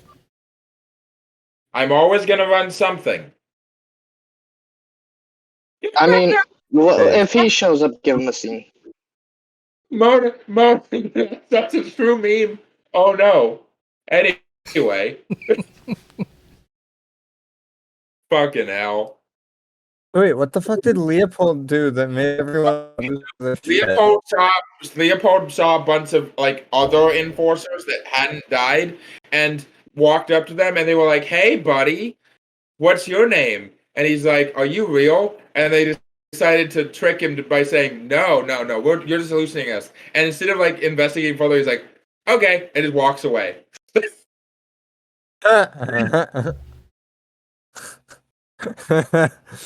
Leopold is unironically the funniest person in this entire game. I'll never have an NPC funnier than him. It's just not. I won't be able to do it. You'll get there. Leopold thinks that he's high at the moment. It's all just a dream. Dad's still alive. He's still around. He is high. He's not high on hallucinogenics. That's the thing. Yeah. He's just on uppers. As you walk back sober. to to the camp, just as Mona is walking out of the tent. And Mona, I for clarity, you probably would have had enough time to wipe off the mace, to put a blanket over Father, to close his eyes, all of that appropriate stuff. Probably say a last prayer. She does give him a proper, like, Lacunite prayer. She was taught all of those, so she understands it's against her faith, but, you know, it's not a cardinal sin. There's her fucking dad. So, there is something, though. She forgets to wipe a little bit of blood off her cheek. It just wasn't something that she thought of. And by the way, Yeah. I'm taking a bit of cinematic liberty here for what the family heirloom actually is. Does he have a holy symbol, like a proper, like, jeweled holy symbol? Yeah. Well, Unless you have the idea, well, because I don't imagine the mace is my family heirloom. the mace is most definitely what I was intending to give you as the family heirloom. Oh fuck! I'll just take the mace. I use crushing. I thought it was gonna be like a piece of jewelry. I'll take a cool ass magic item. I mean, a piece of jewelry isn't super valuable because you already took wealth. That's why you have a bunch of jewelry. Yeah. She walks out with the mace on her belt. She's cleaned she's wiped off most of her stuff. She's no longer wearing her armor, but there's that little splatter of blood across her cheek. I see that and immediately walk up and get in the way of everyone else and just kind of like lean in. And I just say, clean yourself properly. Mm-hmm. She like gives you the look of like she doesn't know what you're talking about. Your face. My face. Wipe it. She like oh. She gets a red piece of cloth like that hangs off of her and just does that look better? Yeah. And then nobody else saw it. She doesn't shrug, but she gives like the energy of a shrug.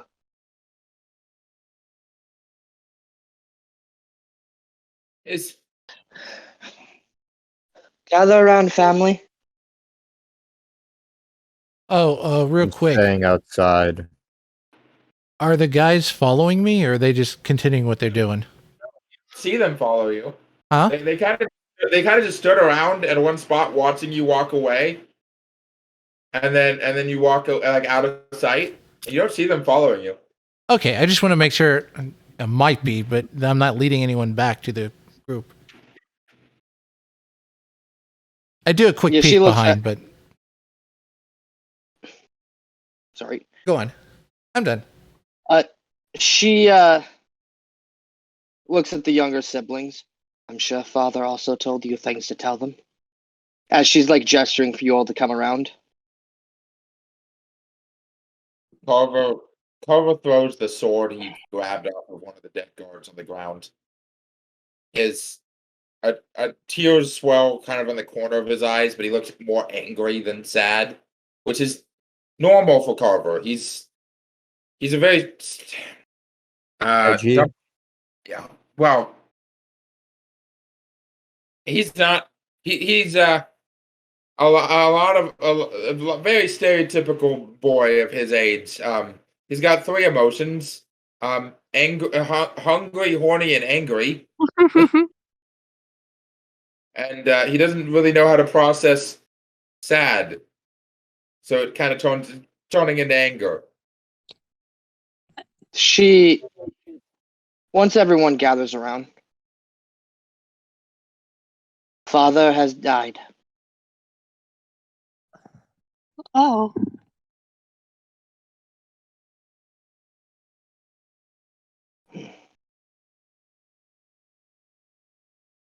Morgan kind of just shrinks in on herself, you know, like wraps her arms around her, like giving Bethany herself a hug. Bethany pulls Morgan in for a hug. Let us take the adequate amount of time to mourn that. And then I believe brother has information for us. Have time to sit around and cry about him. We have to leave. She looks and points at him. We will respect his faith in his on the day of his death, and I will hear nothing more of it.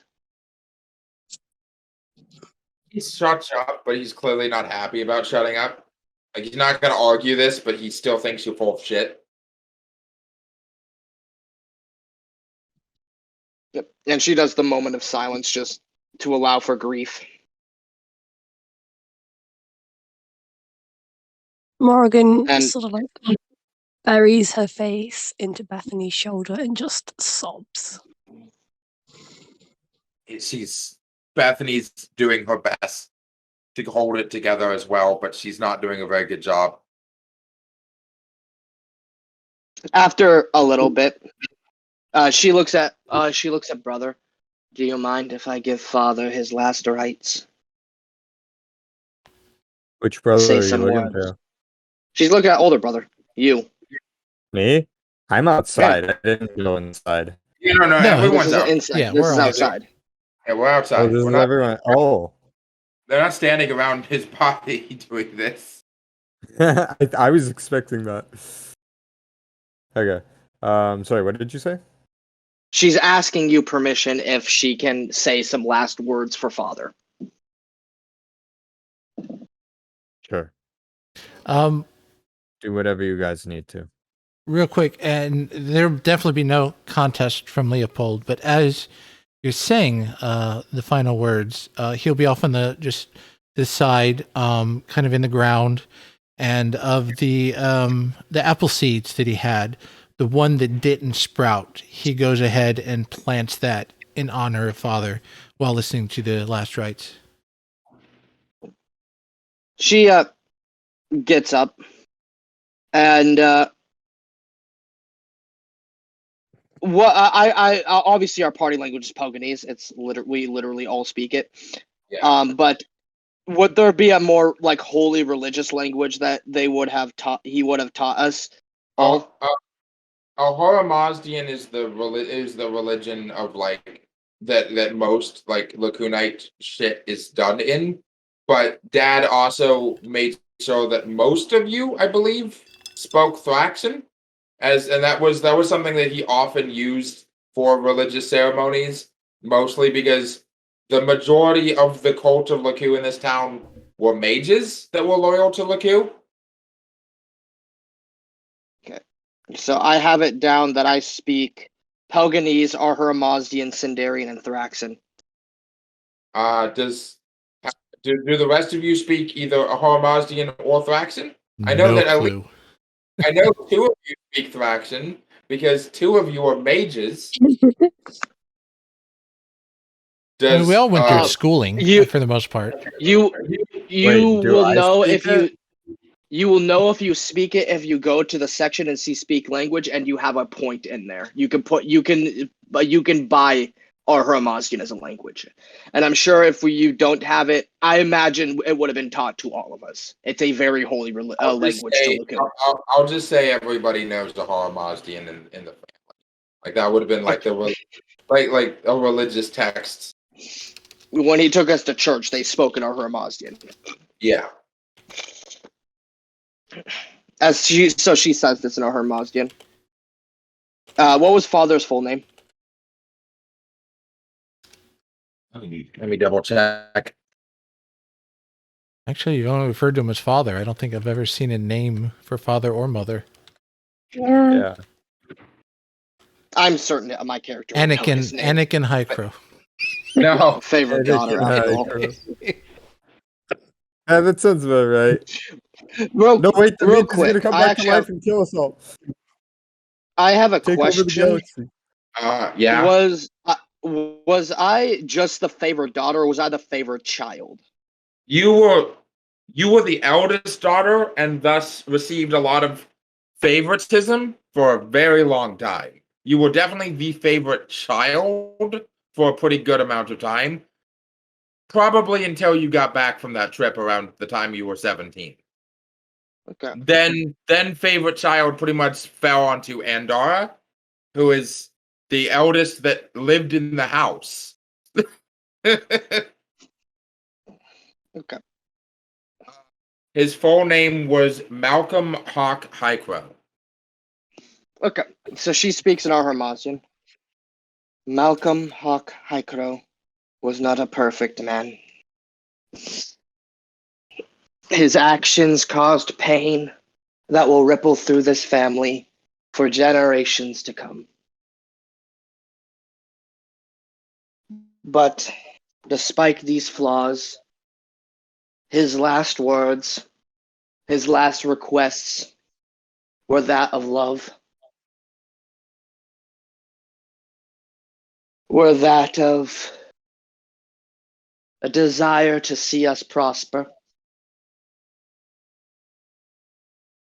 Malcolm was honest and righteous to the faith. He never faltered in its teachings, even at the detriment of others.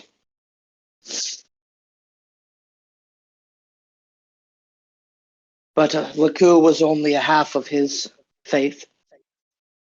He also was a magi. Studious, he learned and practiced. He stayed sacred, honorable. He betrayed not the trolls who claim gods as enemy, nor his god.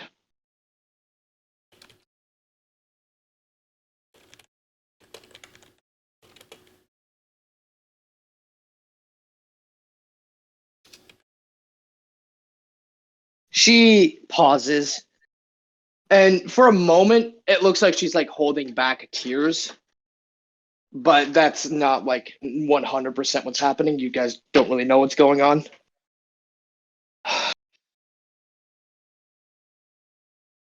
Father was a flawed man, but he was a good man.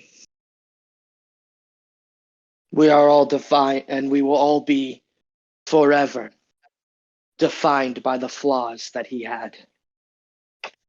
So let us not mourn any longer, and let us celebrate the man who gave us flaws, so we may live exciting lives. Lives worth living, as Laku would want.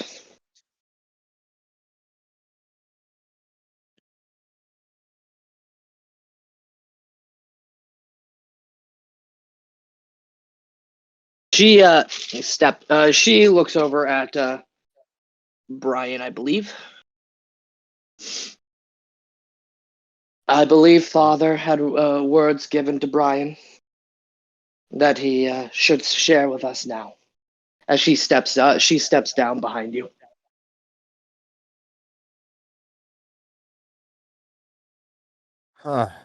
Well,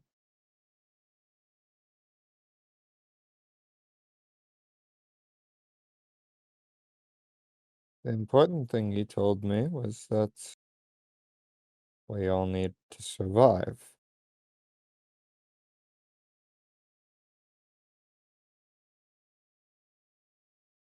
The last thing he said for me to do was to keep you all safe. So I intend to-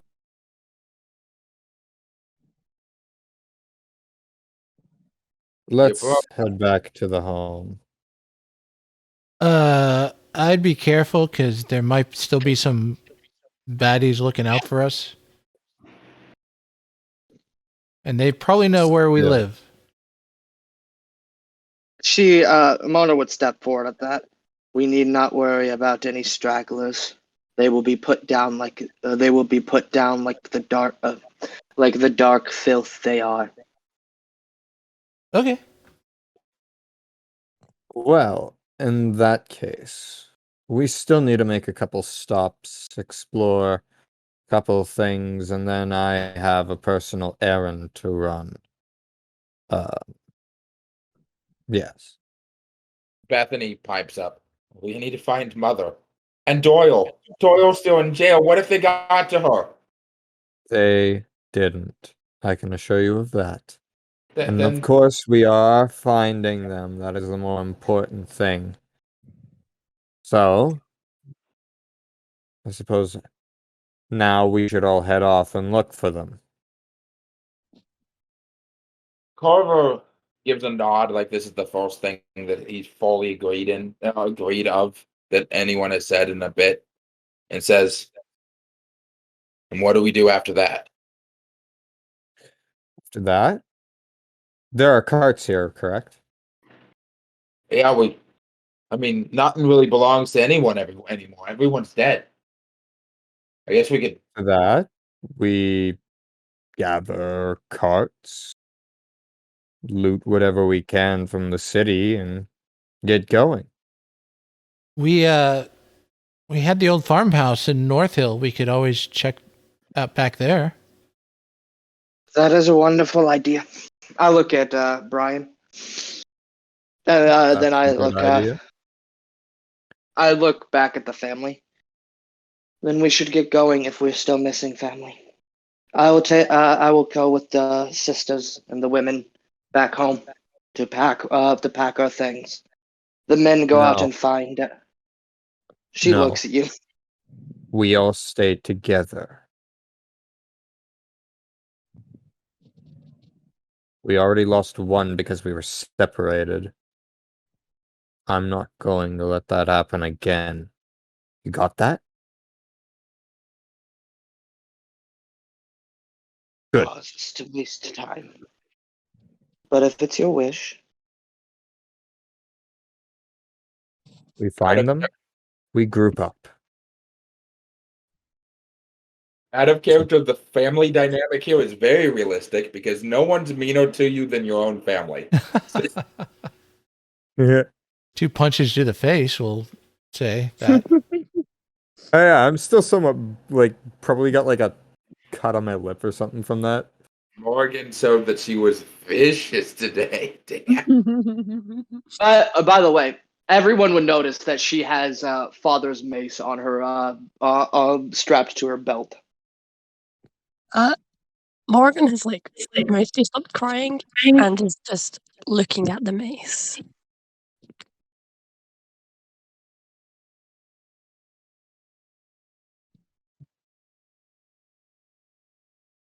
As Staring at you her all, brother.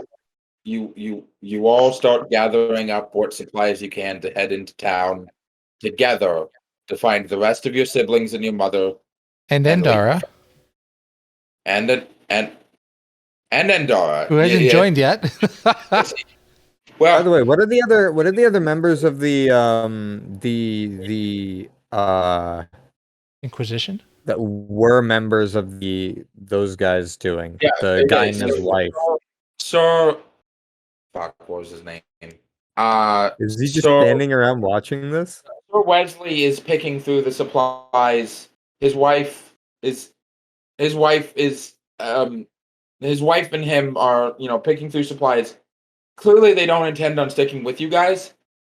As actually he is going to walk over. If I am to provide some suggestion, don't Shut up, go Wesley. south. No, I'm just kidding. Don't south. What's Why is that? South is Bale. The closer you get to Bale, That's the us. better it will be. Where was I told to go? Mona speaks up. Is North Hill south of us? Mona speaks up. We are not going to bail. That is an idiotic idea. It was the enforcers that came to kill us. Why would you want to head to their capital? I was telling you not to. Heading south for any reason is suicide for you. Your only shot at Hycro's. Every single one of you has a arrow just pointing to the back of your head. Your only shot's west. North, you run into the Frayeen. They have enforcers. East, you run into the Forest of Fear. That's suicide. And south, you run into Bale. He shakes his head. Me and my wife, we can probably survive. We can lie. Are you Say- sure about that? We can lie. We can say that we were the only survivors. We were outside of town. We were ambushed. They won't suspect that I had a change of heart. And for clarity, as he points to all of you, I still think any and all mages amongst you should burn. But I don't subscribe to the idea that innocent, just because they were born on the day of Hycro, or the day of Laku, should be punished for his crimes. I won't apologize for the death of your god, but I do not think that this genocide is justified.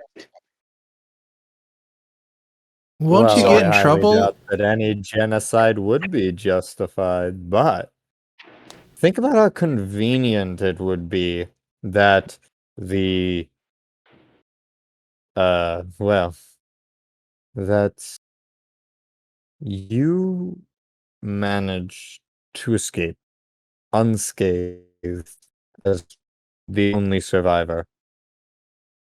We can fix that quickly. Come here.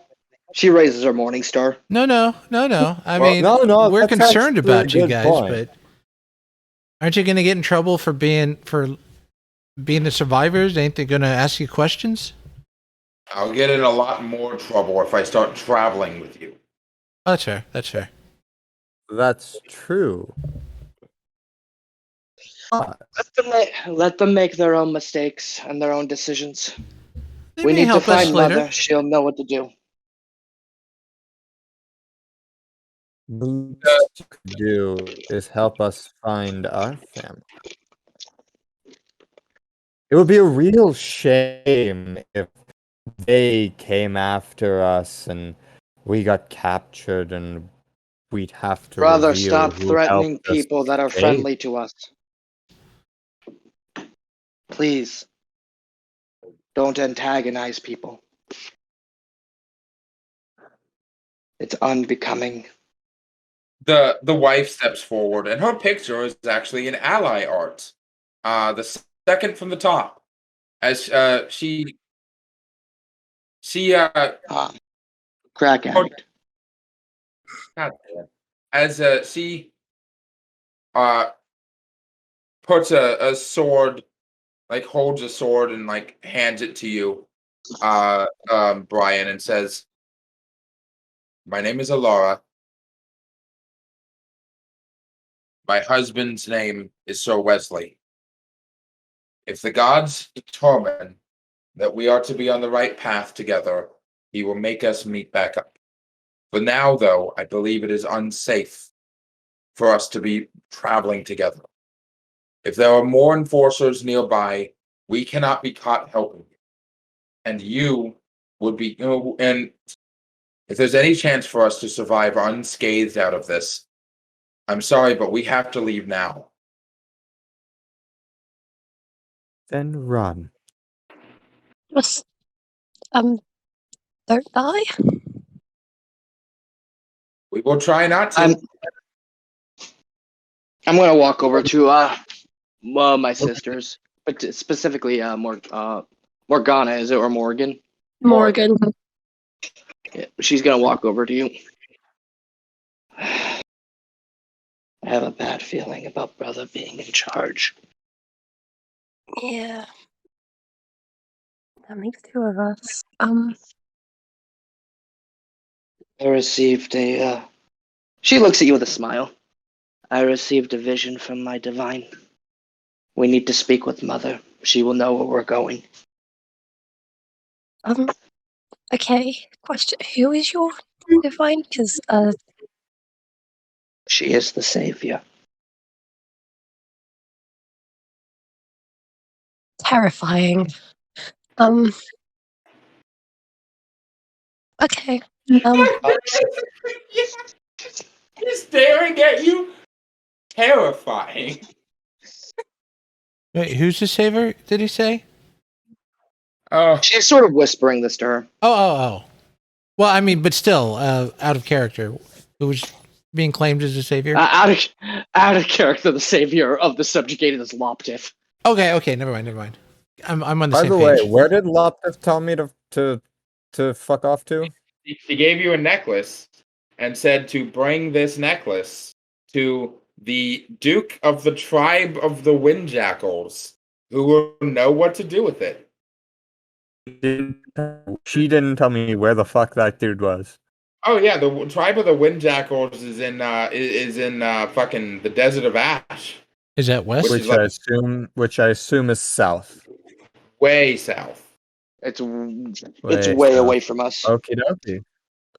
It's also Okay. excessively dangerous. Yeah. All right. In that case, I'll take my sweet time with that one. As you guys are collecting up, we will wrap up the session here with you guys preparing to go back into town and find the rest of your siblings who are scattered around everywhere. As the camera pans to show Doyle hiding in a basement, and kind of peeking out of the door to see if anyone's there, hearing sets of footprints in the streets, and quickly closing the door to Brian's house, going back down into his basement to hide. As we end the session there. Like those guys. Like those guys and subscribe to those guys. Hit the bell.